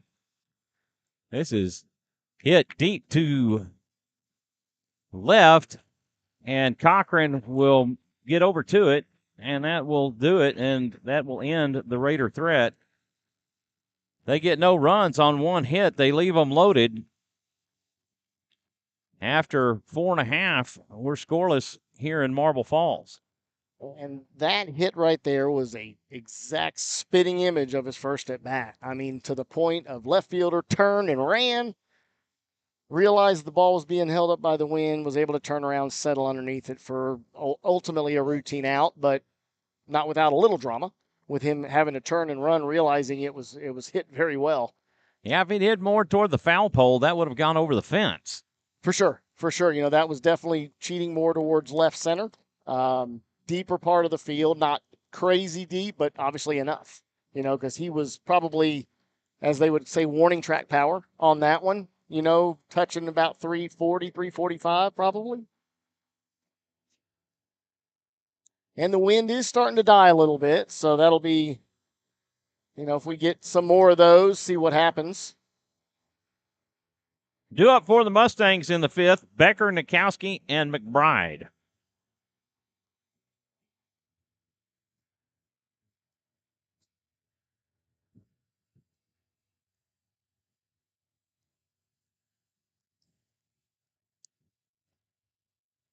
the only base runners the Mustangs have had tonight are on walks.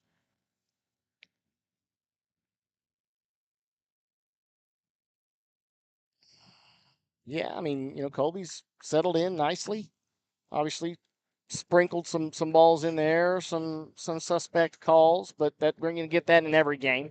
You know, there's never going to be a perfect game out there on the umpire's half as well as the pitcher. You know, there's always going to be a little drama and something to argue about from both sides. But that's just baseball, folks. That is baseball.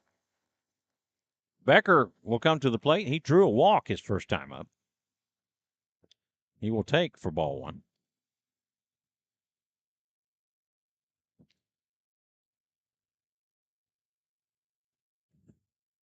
The 1-0 pitch. That's bunt foul down the left field side. And that will even it up at 1.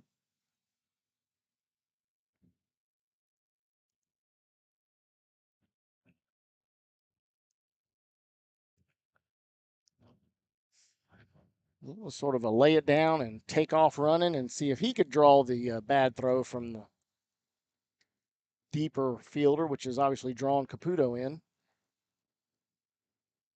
Breaking ball misses low for ball 2. 2-1 the count to Becker.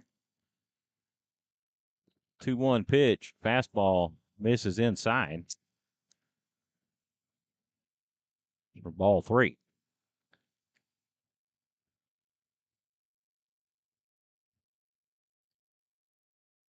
Diaz will deliver low for ball 4, and Becker draws another walk. Just like Rouse in this inning, they get their leadoff runner on.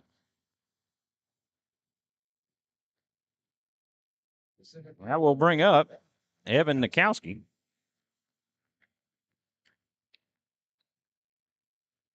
Nakowski struck out his first time up.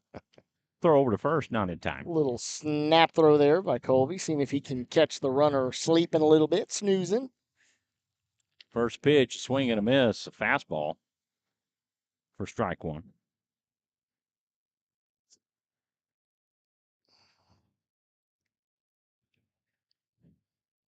Throw to first, not in time. And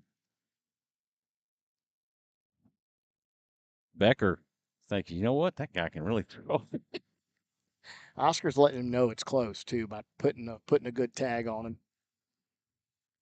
Breaking ball, this is bunted to throw to first in time, and that will get Nakowski, but he gets the sacrifice. We're out number 1. That will bring up Hudson Mcbride. McBride struck out his first time up.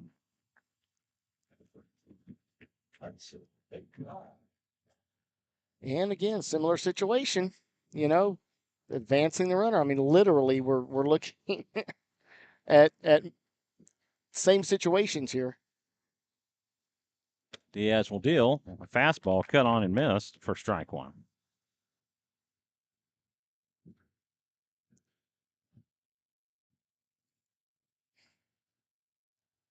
One on with one out here in the bottom of the 5th. With Hudson Mcbride at the plate. Diaz steps off, and we've got the sun setting now, bringing in that sky that makes it a little difficult for fly balls to be read. Swing and a miss for strike 2. Another fastball. Yep. Really want to make sure that the fielders are paying attention on those pop flies, which we've been seeing quite a bit of so far this game. Fastball in for strike 3. And McBride, no doubt it. He turned around. He just there was no argument there. I mean, literally no argument. He just shook his head, turned around, and walked back to the dugout with his tail between his legs. It's like, yep, he got me. And that will bring up Brady Elwartowski. Elwartowski drew a walk his first time up off a full count. Most affectionately nicknamed Donkey would be Brady Elwartowski. Change up in for a strike.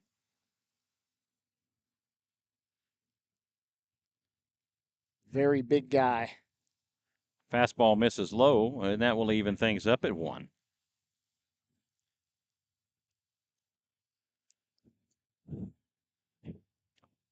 No pitch as Elwartowski called time, and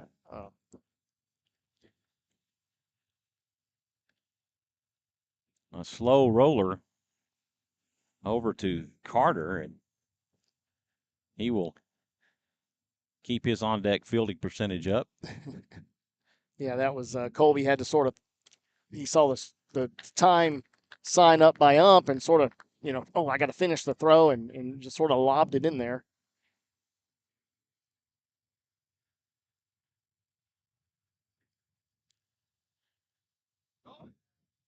Swing and a miss, strike 3. And that will do it.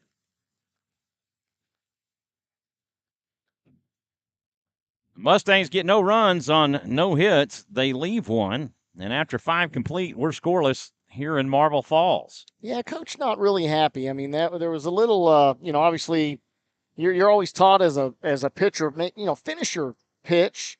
Don't try to pull back and end up hurting something, in your shoulder. Right. And I think Coach Crimpine really took offense to that because he was started his windup before he called time, the batter, and you don't have to give that to him, especially in that situation. And it literally was a late call by the ump, and Right. Coach Crimpine really wasn't enjoying that too much, barking at him a little bit, letting him know how he felt. Okay, we want to recognize Brows by Hattie. Hey, ladies, get your brows done with Brows and Such by Hattie. Semi-permanent makeup applied to perfection. Get the shape you've always wanted and keep it. Save time applying your brows, eyeliner, and lip blush. Wake up every day looking fantastic. Check out Brows and Such by Hattie on Facebook and Instagram and book an appointment today. Call or text 512-817-3493. Thank you so much for your support of Rouse Raider Baseball.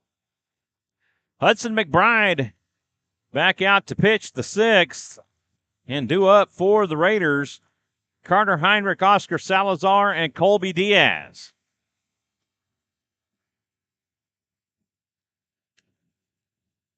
Raiders stranded 3 back in the 5th on a long fly ball out by Carter Heinrich. Carter is 0 for 2. He is struck out looking and swinging, and he gets called for a strike Immediately. on what appeared to be a low fastball. And I would say outside by the way he was leaning.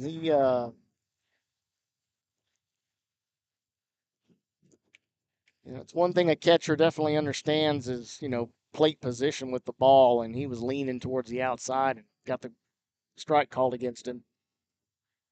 The 1-1, I thought that hit him for an instant. I think it was a glove. It was very close. It was the glove. Catcher reached up to get that ball, and it bounced off the glove, which almost looked like the chest or shoulder of Heinrich. 2-1 the count to Heinrich. Oscar Salazar on deck. The 2-1 pitch. Stabs at it for a bunt. Misses for strike 2.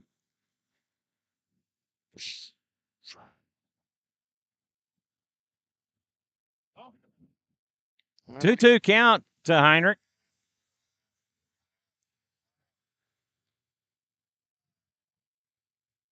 Heinrich will call time and step out and reset. McBride has the sign. The 2-2 pitch. That is cut on and fouled off. I got you. Thank you, sir.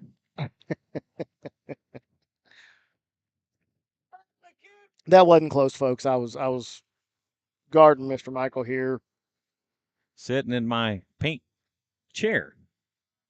Generously loaned to me. This is fouled back out of play. And Heinrich turning this into a quality at bat. It's like to see him get a little bit quicker with the bat. I mean, he's fouled a lot off. Obviously, yes, making a quality at bat, seeing more pitches.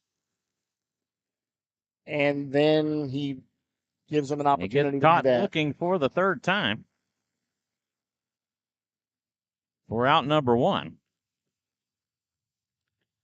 Fortunately, just not seeing the ball very well right now. And, some of that could be questionable calls on the ump. But after 2 times ahead, you can't put it in his hands. You really need to be up there swinging at anything that's close. Salazar will swing and miss for strike 1. Which, of course, draws the first pitch swing and miss by Oscar, seeing what just happened to Carter Heinrich right in front of him. The 0-1, swing and a miss for strike 2. It's almost like they're having a hard time really picking up on it. They're almost swinging defensively at these, and with the late movement that he's got on that breaking pitch, they're just not even coming close. It goes to the backstop for ball 1.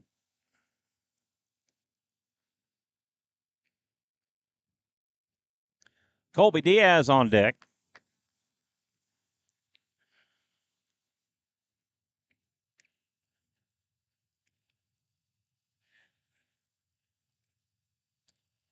Breaking ball misses for ball 2, and that will even things up. Yeah, he definitely tried to get him to bite on that one, throwing that one really short and late movement. Oscar wasn't fooled. The 2-2 pitch, it's in the dirt for ball 3, and Exactly. Salazar works it full. And that's what he caught Heinrich looking on, was that breaking ball. Yeah, deeper, obviously, into the box. He's trying to get Oscar to bite, not really wanting to go after him and challenge him. Payoff pitch fouled off as Salazar spoils a good pitch.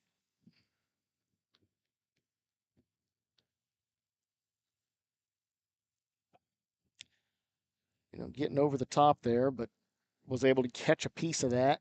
It looks like the 2 first swings that he had that missed, but he was, like I said, able to touch that one, stay alive for another pitch. 3-2. That's outside for ball 4.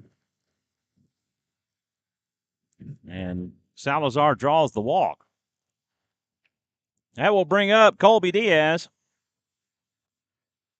Colby is 0 for 2. He lined out to third and struck out back in the 4th. Yeah, I'm sure he would love to tattoo one like he did on that line drive to the third baseman, but get a little more eyes on it because, once again, that left fielder has not shifted a bit, folks. He's really shaded. You can see him real towards left center position. This is cut on in a high fly ball just over the second baseman, and Atkinson will make the catch to retire Diaz for out number 2, and that will bring up Colin Correjo. Correjo with a single to right his last time up. Let's see if he crowds that plate again. For sure. You got to do that. They're giving a lot of outside pitches against the lefty batters, so you see those guys, him and Kaspar, really riding on the baseline or the batter's box line, trying to give that self an opportunity to hit that outside pitch. He will take for ball 1. Mikey Caputo on deck.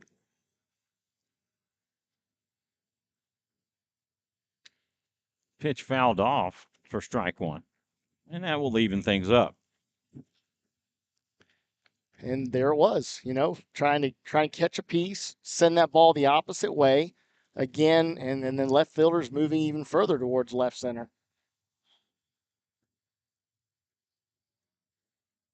1-1 the count to Correjo. Salazar takes off on the hit and run, and it's hit back to McBride, and he will lob it to first. 1-3 on the putout of Correjo. Raiders get no runs on no hit. They leave one after 5.5.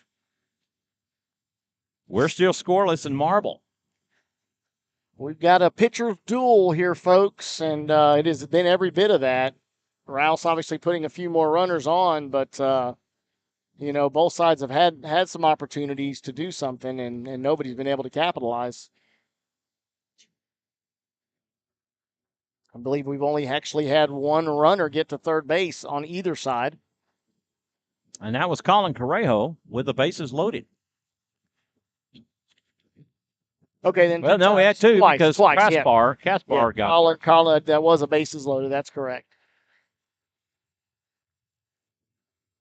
Now, how large does that throw out at home loom right now? Yes, sir. Yes, sir.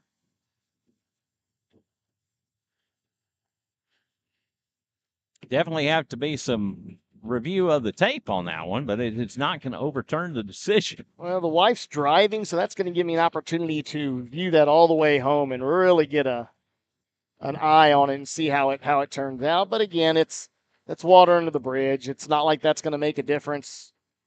It may make you feel better, but then again, if you realize that you were correct as the base runner, it's just going to upset you that much more. Due up, Carter, Roman, and Zamaripa. Carter's 0 for 2. He is lined to second and popped up to second.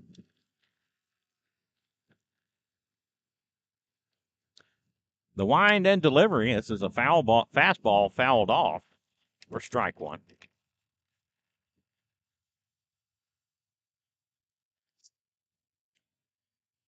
Going right at him.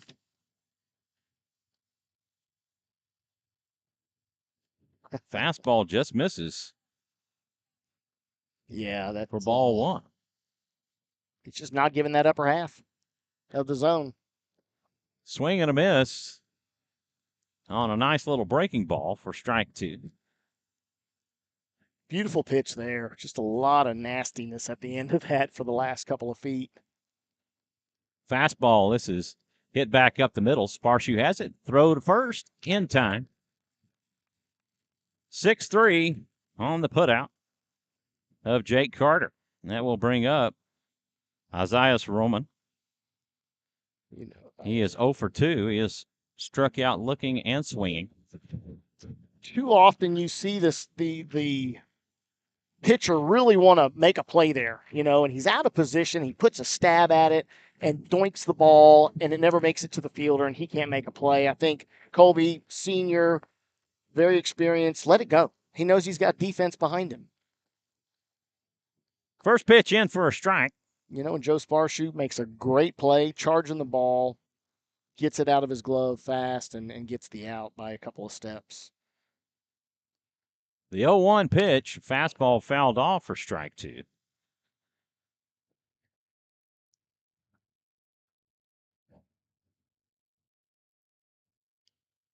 Hopefully that did not hit a black Kia Optima out there. Oh, where you parked at, Michael? I'm parked way on the other side. Hopefully far enough away. Over by the other field. Oh, then you're good. You're good. Breaking ball. This is cut on and hit to short. Sparshu has it. Throw to first. The human vacuum cleaner over there at short. It's the Joe Sparshu show here in the sixth. Making it look very easy over there. And it's great to have him back. I think he's finally, back to the groove defensively, really feeling the flow of the game and making great plays over there. Has the footwork just like it needs to be. Zamaripa will foul this one back out of play for a long strike. And when you can keep the footwork good, it makes throwing the ball, having the body position where it needs to be, it just makes it that much nicer, and it looks beautiful. It really does. 0-1 the count to Zamaripa. A swing and a miss for strike two. And again, he drops that curveball in and drops the bottom of it out. Oh, yeah. And let's see if he gets a third strike call. The 0-2, that's in the dirt for ball one. Thinking about trying to get him to chase there, having thrown that breaking pitch before. I think that was a little lower than he was hoping for, though. The 1-2 pitch. This is hit over to Caputo at third. The throw to first. That is thrown high, and that will get Zamaripa on base. That will be an E5 on Caputo. And that will bring up Cale Cochran. Definitely a situation where speed's going to get you. Mikey did a great job, fielded the ball cleanly, came up throwing, knew he had to get it out of his hand quick, and unfortunately was a bit high. Pitch misses for a ball.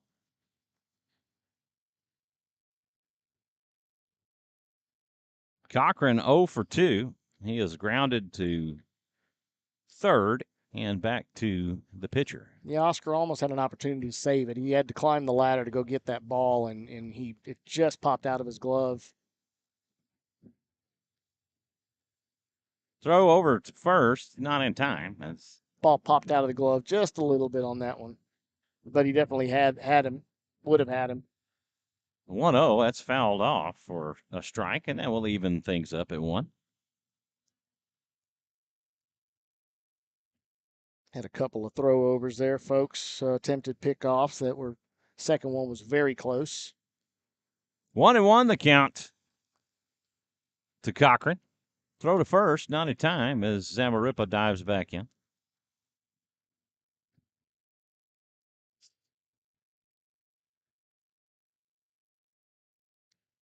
Diaz has the sign. He takes a look over at Zamarripa. And he will come home. A swing and a miss for strike 2. And Cochran in a 1-2 count. Definitely has that breaking pitch working very nicely tonight. The 1-2 struck him out. And once again, Gets him on that curveball. if it's working, why change it? And that will end the Mustangs' 6th. They get no runs on no hits. They leave one as Zamarripa reached on the error by Mikey Caputo. But no damage was done, and on to the 7th we go. Coach having a quick powwow with the guys, basically, hey guys, let's shorten this up. Same pitcher's still in here. We've obviously shown we can get a hold of him and rattle the cage, but we just need to put more hits together. We get the one good hit, maybe a walk or a bunt over, and just unfortunately we fizzle after that and don't get much more going. Due up for the Raiders, Caputo, Miller, and Kaspar. How many pitches does McBride have left in his arsenal? McBride currently is sitting at 94 pitches. So he's got 16 pitches remaining in his arsenal. And Colby is 88 pitches. So after 6, had a great outing there. Probably his least pitch inning, least pitches that last inning that he's had all night. I would bet to guess. So stretch time in Marble Falls. And a little YMCA. Stand up. Yeah, I see him stretching, getting the out of my pink chair. Leg and pink, typically not one of my more favorite colors, but thanks to the Garcias, I've got a nice pink chair to sit in. Only real men can sit in or wear pink. I've heard that. So a man's man here, folks. There you go. Man. Hey, I'm not Michael afraid. Francis. I'm not afraid.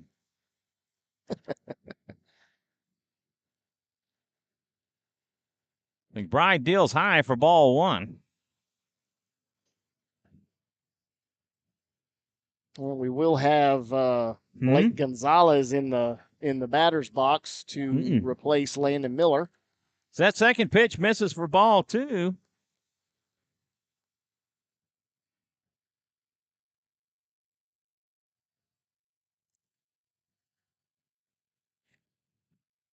He gets the inside corner, or outside corner rather, for a strike.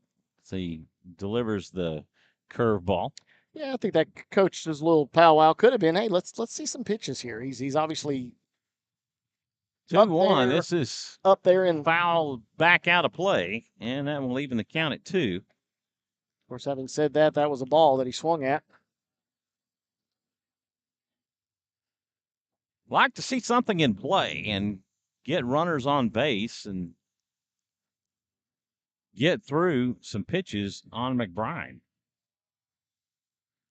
This is popped up and playable on an infield fly, and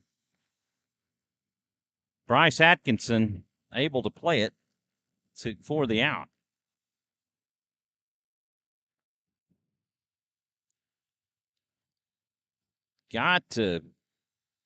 He's kept Raider bats off balance most of the night. Raiders do have 2 hits. And we do have a pinch hitter, Blake Gonzalez. And he did check in. Very, very good thing. For those at home, very important job of that pinch runner, pinch hitter, whatever the case may be, to report himself and what his plan is that he's coming in to hit for Landon Miller, so that it can be recorded by a home plate umpire to make him an official at bat. Because if not, and somebody catches that, doesn't have to be the ump, it just has to be the coach for the other side, he would be called out. So, and he is on the lineup card. So, and he is on the lineup card. That is also another bad mistake that could be made. McBride will deal low for ball one. And I don't know what was wrong with that, folks. That looked pretty tight there. Well, we can only assume it's either in or out. Right. Right, because we can't see that line behind from our location. We only see up or down from here. Yeah, Pitch outside. And of course we try to read the catcher. That's about all Right. we can do. Did he reach outside, inside for the ball? I don't know that was that case. It was on that last pitch. Definitely was Kaspar outside. on deck. Pitch misses for ball 3. Okay. And that definitely draws some disdain from the home field fans, chirping at the umpire on that last pitch, because they feel that was about the same as the first pitch that was called a ball. 3-0 the count to Gonzalez. The 3-0 pitch from McBride, high for ball 4. And that's 9 pitches, I believe, this inning. That puts him at 103. I believe that's 10 pitches. 10 pitches. Yep. Caputo had 6. He fouled off 2 in a 2-2 count. Yes. The fouls. I did forget about that. And are going to have a visit that's to the mound. It's a second visit, but that's not the within the inning. But it does look like there may be a pitching change. Yep. Maybe. They've already got somebody coming to the fence over there. Waiting for the call. Yep. There it is. There it is. Well, he's at least headed back to the dugout. He hadn't been called to the.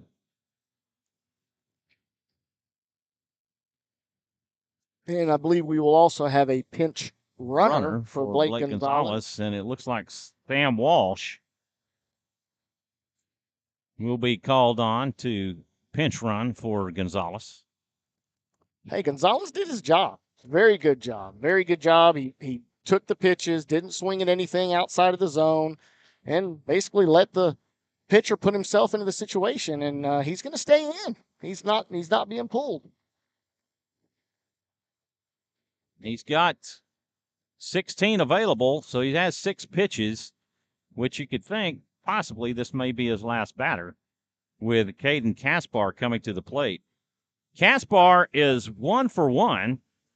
He has a double and a walk.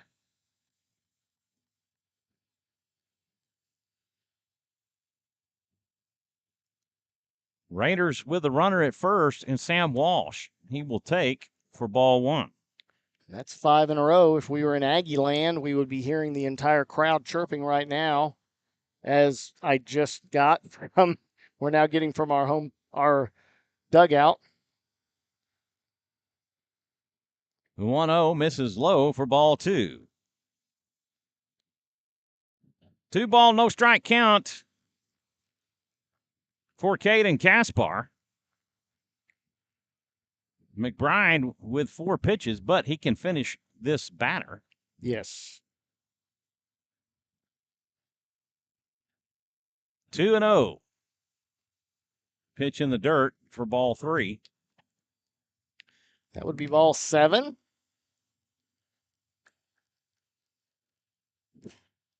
And we may have 8 straight balls in a row, folks. He's trying to gather himself on the mound, talking to himself, trying to finish. 3-0 the count. McBride comes set. The 3-0 pitch. That's in for a called strike. Okay. Did what he had to do. 3-1 the count.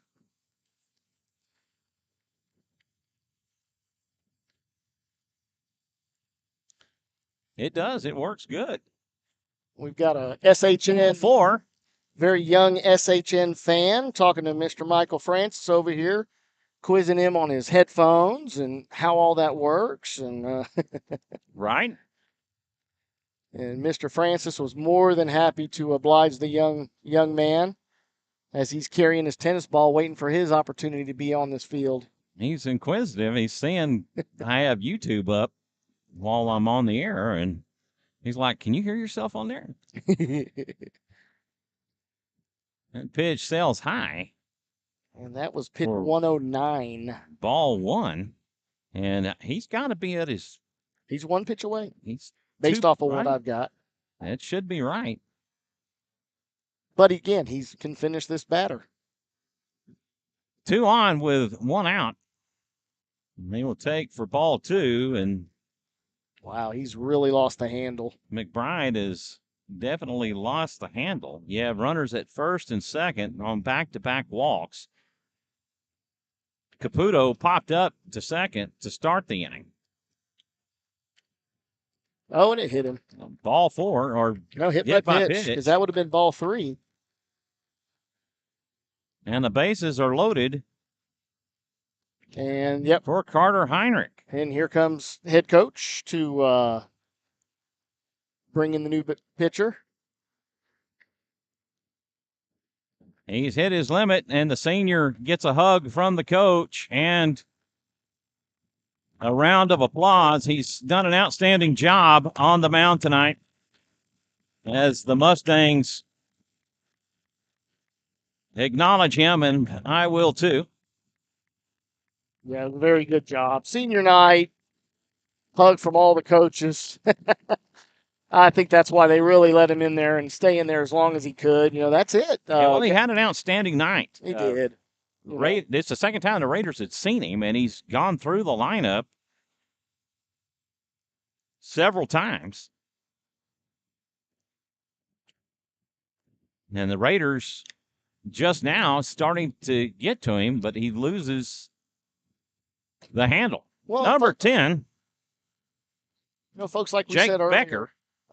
Sorry, Michael, but we said it earlier. It's senior night for them. Senior pitcher. This is it. This is the last district game. I'm not sure if they have any scheduled games on Saturday, but he may get some fielding time. With a very short or small roster that Marble Falls has. But senior last district game of his high school career. It's a big moment. Obviously want to keep him in there and let him fight for it. And he did. He gave it all he had. And obviously, you see, leaving with a 0-0 game. You can't ask for much more. Jake Becker will come on in relief of Hudson Mcbride. And number 17, Kyle Curtis, will move over to third, or will come in to play third. I don't see any other defensive changes. Yeah, I hadn't seen anybody run to the outfield at all. So, again, bases loaded, 1 out. Carter Heinrich will come to the plate. He's 0 for 3 on the night. He's Rainer. flown out. Rainer Heinrich, I'm sorry. Yeah, those Heinrich boys. Yeah, that's my bad. You've seen them one, you've seen them all, folks. Needs to be the Bash brothers. If you recall, that was Jose Canseco and Mark McGuire. Mark McGuire with the Oakland A's at a very young, middle-ish Canseco, but very young McGuire. Right. Of course, you look at McGuire when he went to the Cardinals, and that guy was huge. Oh, he was a monster. But you look at his young pictures at Oakland, that guy was kind of a string bean. But he was still strong as an ox. You could Right. tell. Just that V-cut body. Just his upper half was massive. His lower half was what really wasn't as big until, whether you want to call it the age of what they were in and implicated with. I won't go into details with that. There's no reason to, but you see a young Barry Bonds. All right. I believe with the Pirates. The Giants. Did he come in with the Giants? I believe he did. Did he come in? I think. thought he was in with the Pirates initially. But he was young, and God, he was skinny. He was small. Baker will deal high for ball 1. And a little more of the same.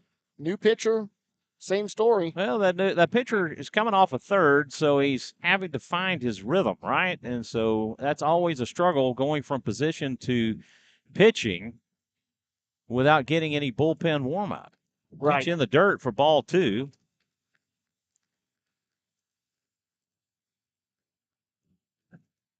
And this is where we discussed that the Raiders had the advantage. Correct. 2-0, the count to Rainer Heinrich. 2-0 pitch. Oh, wow. That has not been called a strike all game long. Rayner, at a whopping 5'7", just drew that ball across his eyes. Yeah, what a terrible call. 2-1 the count. 2-1 pitch. That's high for ball 3. That was above the eyes. That was about forehead level, so for sure that had to be a called ball. 3-1 the count. He's got to come with it.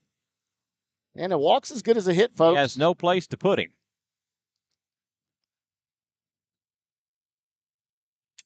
This is fouled to the net. And now you gotta battle.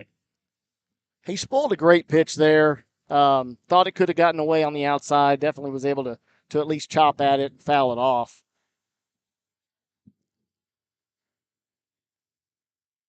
Becker comes set. Pitch high for ball 4, and that'll walk in a run. And the Raiders have scored in this game as Heinrich draws the walk. And we get our first run of the game. Sam comes in just like, hey, just out there doing my job, getting on base and working my way around. That'll bring up Carter Heinrich. He's 0 for 3 on the night. Caught looking twice, swinging once. Fouls this one off for a strike. Bases loaded with 1 out for the Raiders. Oscar Salazar on deck. Almost forgot to put the run up there, folks. I'm used to working the scoreboard back at home where when you walk somebody in, it automatically puts it up there for you. Pitch in for a strike. And Heinrich in an 0-2 count. We really hope that he doesn't, again, leave it up to the umps call here and battles. Becker deals high for a ball. And the count goes 1-2.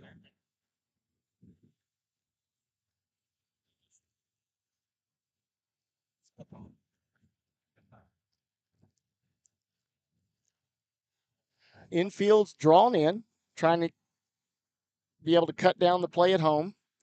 Becker deals inside or outside for ball 2.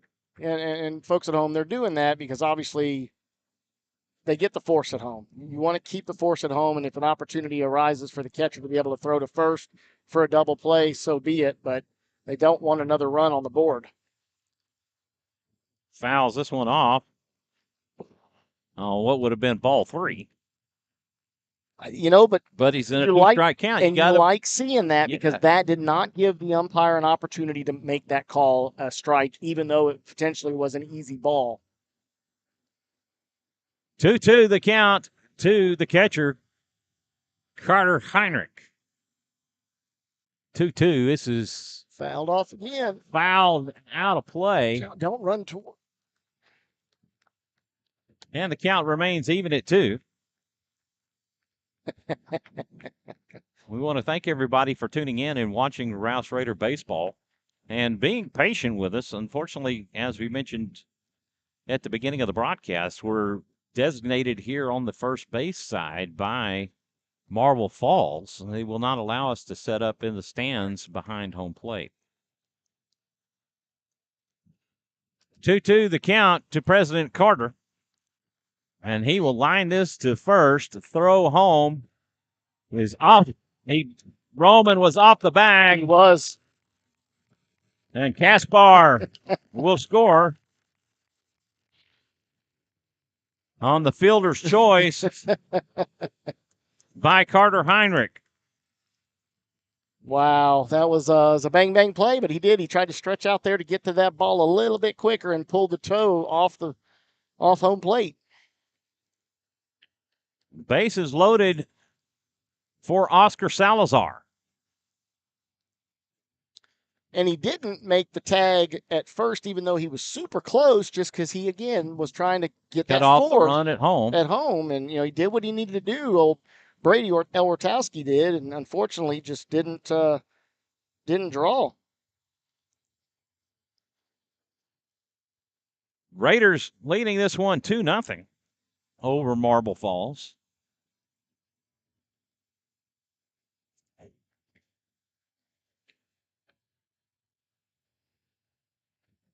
Becker will deal to Salazar. He spins him out of the box. As he draws the wear it from his fellow teammates. I don't know. When I was playing baseball, I was not a fan of the wear it. It hurt. That's self-preservation there. That was sweet chin music, no doubt. I mean, it was high and inside and tight. So that was definitely self-preservation move. Salazar hits this one deep.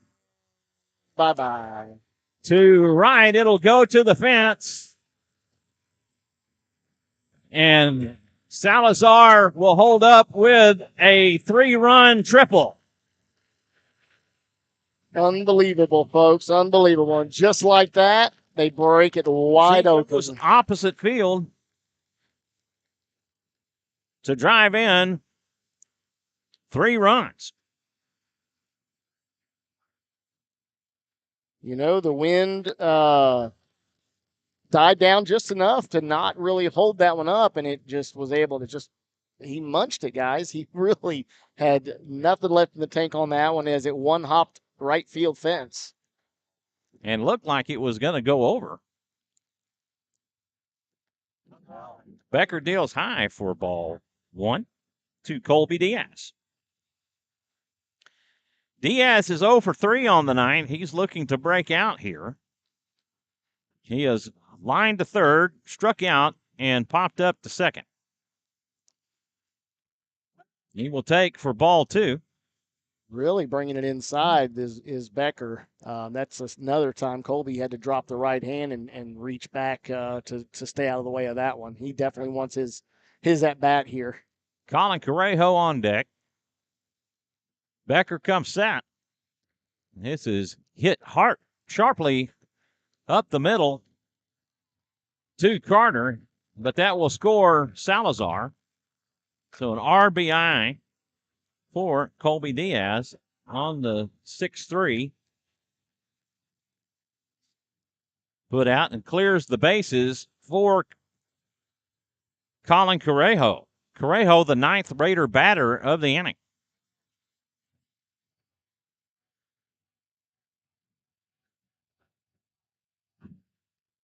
And Correjo hits this one deep to right. This could be out of here. And it hits the fence. And Correjo with a stand-up double. It looked like it was going to hit off the scoreboard. Folks, that had shadows behind it. It was so deep, unbelievably high, unbelievably deep. And I thought for sure that, like Michael just said, that was going to bounce off take out one of the numbers on the scoreboard. And that was not the case. It hit the very top of the fence and came back in.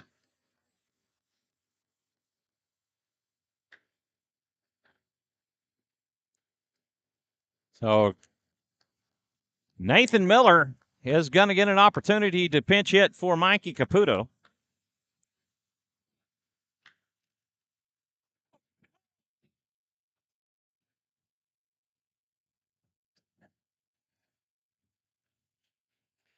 And I'd love to say that Colin could have potentially stretched that into a triple. He did seem to get caught up watching that ball because it was so, he knew he didn't miss it at all. Right. He really tattooed that. It came off the bat, had that same sound like Keegan Solomon's winning hit, in the Dripping Springs game and had the same flight and everything. And he goes, uh-oh, it hit the fence. I got to run now. Miller will take for strike 1.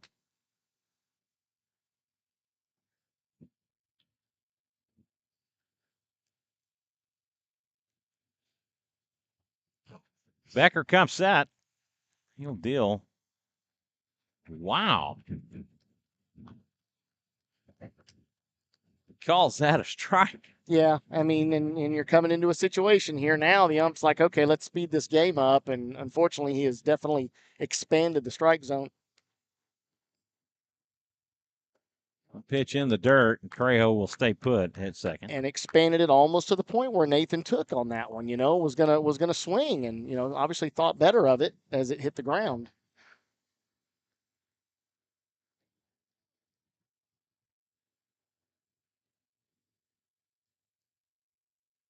Becker takes a long look in. Landon Miller on deck. This is lined up the middle and into center field. Trejo will round third. He will head home. And Nathan Miller made every with an RBI single. That will bring up Landon Miller.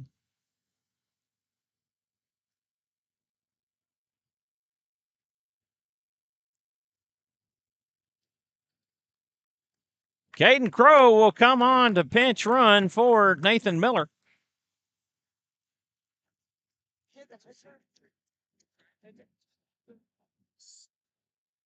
He did. He smoked it.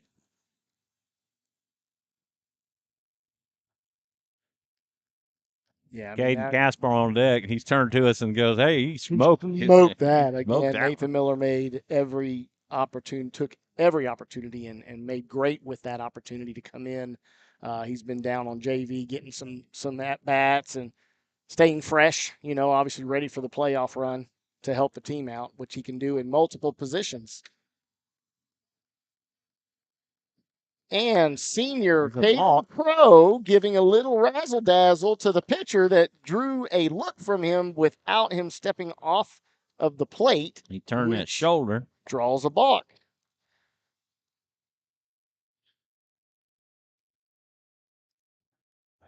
Landon Miller, he's 0 for 2. He is struck out. He's flown out to center and walks. And he will take for a strike.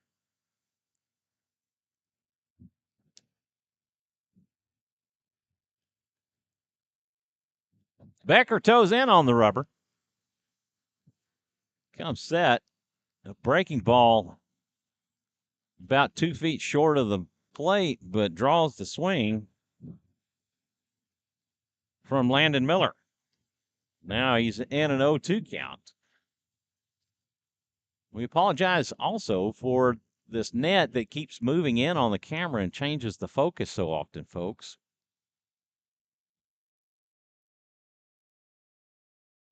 Miller will foul this one off to stay alive. Raiders have put 7 runs across the plate in this inning.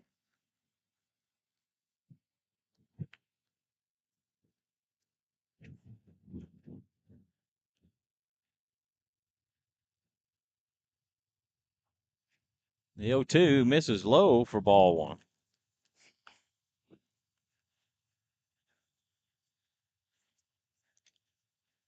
Just about 2 hours into this game.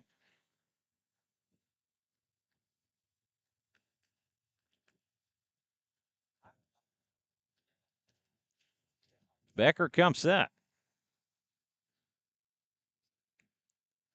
Swing and a miss, and that will do it.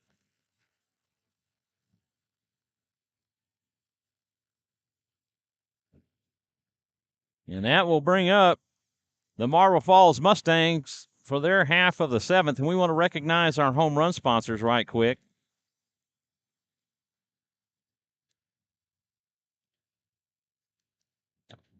The Recon Shop. Does your vehicle have hail damage or even pesky door dings? The Recon Shop is here to help. We're conveniently located in Cedar Park, and you can get in touch with us at 512-290-HAIL. That's 512-290-4245. Check out our banner by the concession stand. We would love to walk you through the hail damage claim process or remove those pesky door dings. restoring your vehicle's value. We are your local paintless dent repair specialists, and to learn more about our service, visit our website at thereconshop.com. We also want to recognize Austin Summit Group Realty. Austin Summit Group Realty is proud to support Rouse Raider Baseball and their amazing group of boys and coaches. ASG has been in business for over 22 years and has been ranked in the top 10 by the Boston Business Journal year after year. If you need help with anything real estate related, please call Mike or Chrissy Caputo at 512-671-HOME. That's 512-671-4663.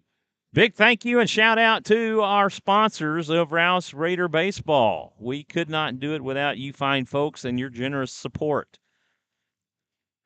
Due up for Marble Falls in the 7th, Atkinson, Becker, and Nakowski. Colby Diaz back out on the mound, hoping to close this one out.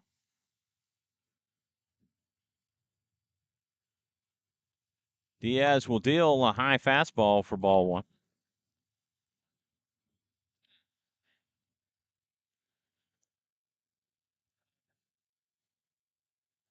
The 1-0 pitch, a fastball, just misses inside for ball two. 2-0 the count to Atkinson. Fastball in for a strike, and it takes it 2-1. Sort of have to Atkinson call that one, right? is 0 for 2. He has struck out both times. Another fastball down the middle for strike 2, and that will even things up at 2. And just when you think the ump's opening up the strike zone, we get the first two pitches that were close called. Swing and a miss, a drop third strike. Diaz or Heinrich down to first to complete the strikeout. K2-3. And Atkinson with the strikeout hat trick. Not a stat you really want your name next to at a game, folks. That will bring up Jake Becker. Becker has walked both times. He's 0 for 0 with 2 walks.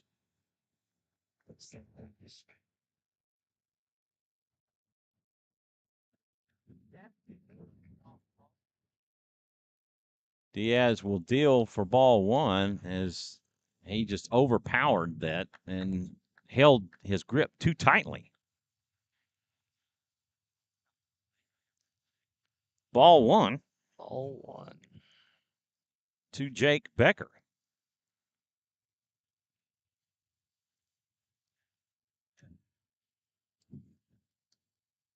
Diaz picks up the sign from Heinrich. The 1-0 pitch, a fastball in for a strike. And that will even the count up at 1. Looking to finish strong is Colby with 15 more pitches to go. The 1-1, that's off the top of the glove of Carter Heinrich for ball 2. Which also seemed like he hit him. I thought he hit him too, and you saw the off the glove that you didn't see last time, and I did. That's crazy. Right. The way he reacted, I thought for sure it got him, and no, he stayed right in the box, so it definitely didn't try to sell something that it wasn't. 2-1. Wow, not sure where that missed. Said it was inside.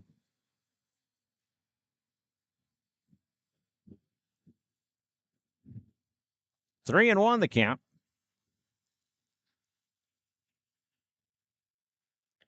Fastball down the middle.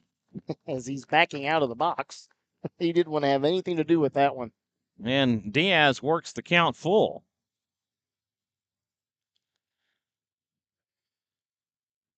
The payoff pitch. Fastball swing and a miss for strike 3. And that will bring up Evan Nakowski. Nakowski is 0 for 1. He is struck out and sacrificed.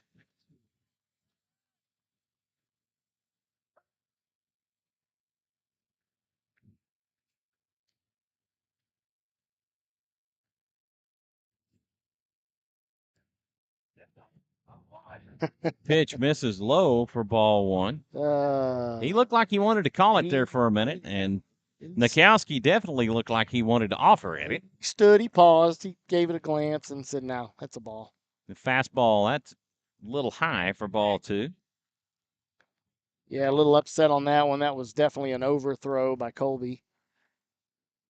Feeling like he got cheated on that first pitch. The 2-0. Breaking ball misses high for ball three.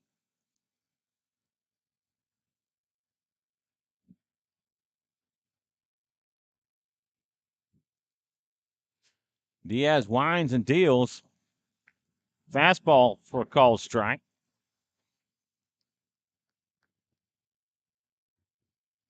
3-1 the count to Nakowski. Swing and a miss for strike two, and the Mustangs are down to their last strike. And again, a beautiful breaking pitch. He definitely couldn't lay off that one. And again, the bottom breaks out from under it. The payoff pitch, fastball cut on and missed. And Diaz strikes out the side to end the ball game. He gets a no-hitter tonight, folks. No hitter, 3-walk. As Diaz complete game. no hits the Mustangs with 14 strikeouts. It's unbelievable, folks. Unbelievable. That is great pitching right there from Colby, a senior who will see some pitching at the next level. Wow. And I tell you what, the final score is not really indicative of the game because Hudson Mcbride, wow, what an outing by Hudson Mcbride through 6 innings. And then the wheels came off in the 7th with the Raiders up to bat. And as Steve has said so many times, there's no defense against walks. Against walks, yeah. I mean, you know, especially walking in a run. You know, it wasn't just so much, the walks that put the guys on, but then you turn around and walk in a run, you know, and then you could really see the pitcher get deep. He was just dejected. You know, the whole team was just like, oh my gosh, you know, we had these guys all the way into the 7th inning on a 0-0 game, and we just walked in a run. And knowing that they had to face Colby and hadn't had much of a success against him the entire game or the last time they saw him. Well, we said this earlier, is if the Raiders could get through McBride, then the odds were definitely in their favor. But we were scoreless through 6 innings here tonight, folks. Yeah, and they had many opportunities, Rouse did, to get out of that or get through McBride sooner than what they did. I mean, unfortunately, they were getting itchy and they were trying to make something happen, trying to swinging that balls out of the zone, you know, and as a result, getting pop flies and hitting them high into this wind. Ball stalls. Infielders obviously were seeing the ball well. They weren't having to run around. The winds were not swirling. So as a result, it's better for the defensive side because the ball's going to be held up and they can just camp underneath it and make the out. And the Raiders stranded 7 runners on the night. Yeah, it's just so. And with bases loaded, they were stranded, and it just looked like reflections of that 12-inning Georgetown. I was waiting for it, right? We were looking at. I didn't want to curse ourselves in that and mention that game because obviously. Well, this was the thing. This is the difference. Marble Falls just does not have the pitching staff that Georgetown has and the depth that they have. McBride is their ace. And so we also, if you can give us an update on the Georgetown game. Let me see if I can.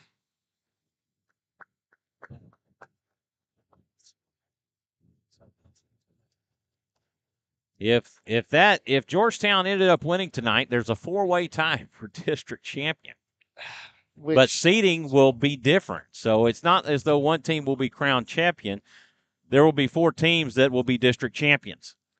Right, and then it goes straight to coin flip, and we try to determine who is going to be the one that takes the 1 seed, 2 seed, 3 seed, and 4 seed. And I would assume it's all coin flips at that point to see where we're at. I would imagine that that's going to happen tomorrow if it hasn't already, but we'll hopefully find out from Coach and Mr. Francis can update Yeah, everybody tomorrow during the games. We'll definitely have that for y'all tomorrow with the first game. We'll be back on the air at 10:45 tomorrow as Rouse hosts Lake Belton.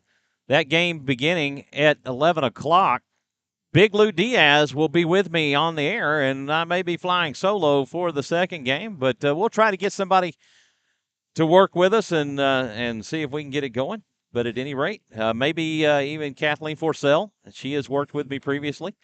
So who knows? We'll see. But yeah, we get district is now finalized. Everybody, yes, we do have 2 more games. Those games really have district contests, and playoffs will begin next week. So yep, and those games have nothing to do with what the results will be for district, and we'll have senior night. So we would love to see everybody that's come the out game versus El Campo tomorrow, 2:00 for the El Campo game and support our seniors. So the happy final from Marble Falls tonight. Your Rouse Raiders soundly defeat the Marble Falls Mustangs 7-0. For Jonathan Kaspar, I'm Michael Francis. We thank you for watching Rouse Raider Baseball on SHN Sports. Good night, everybody. Good night, everybody. Thanks for showing up.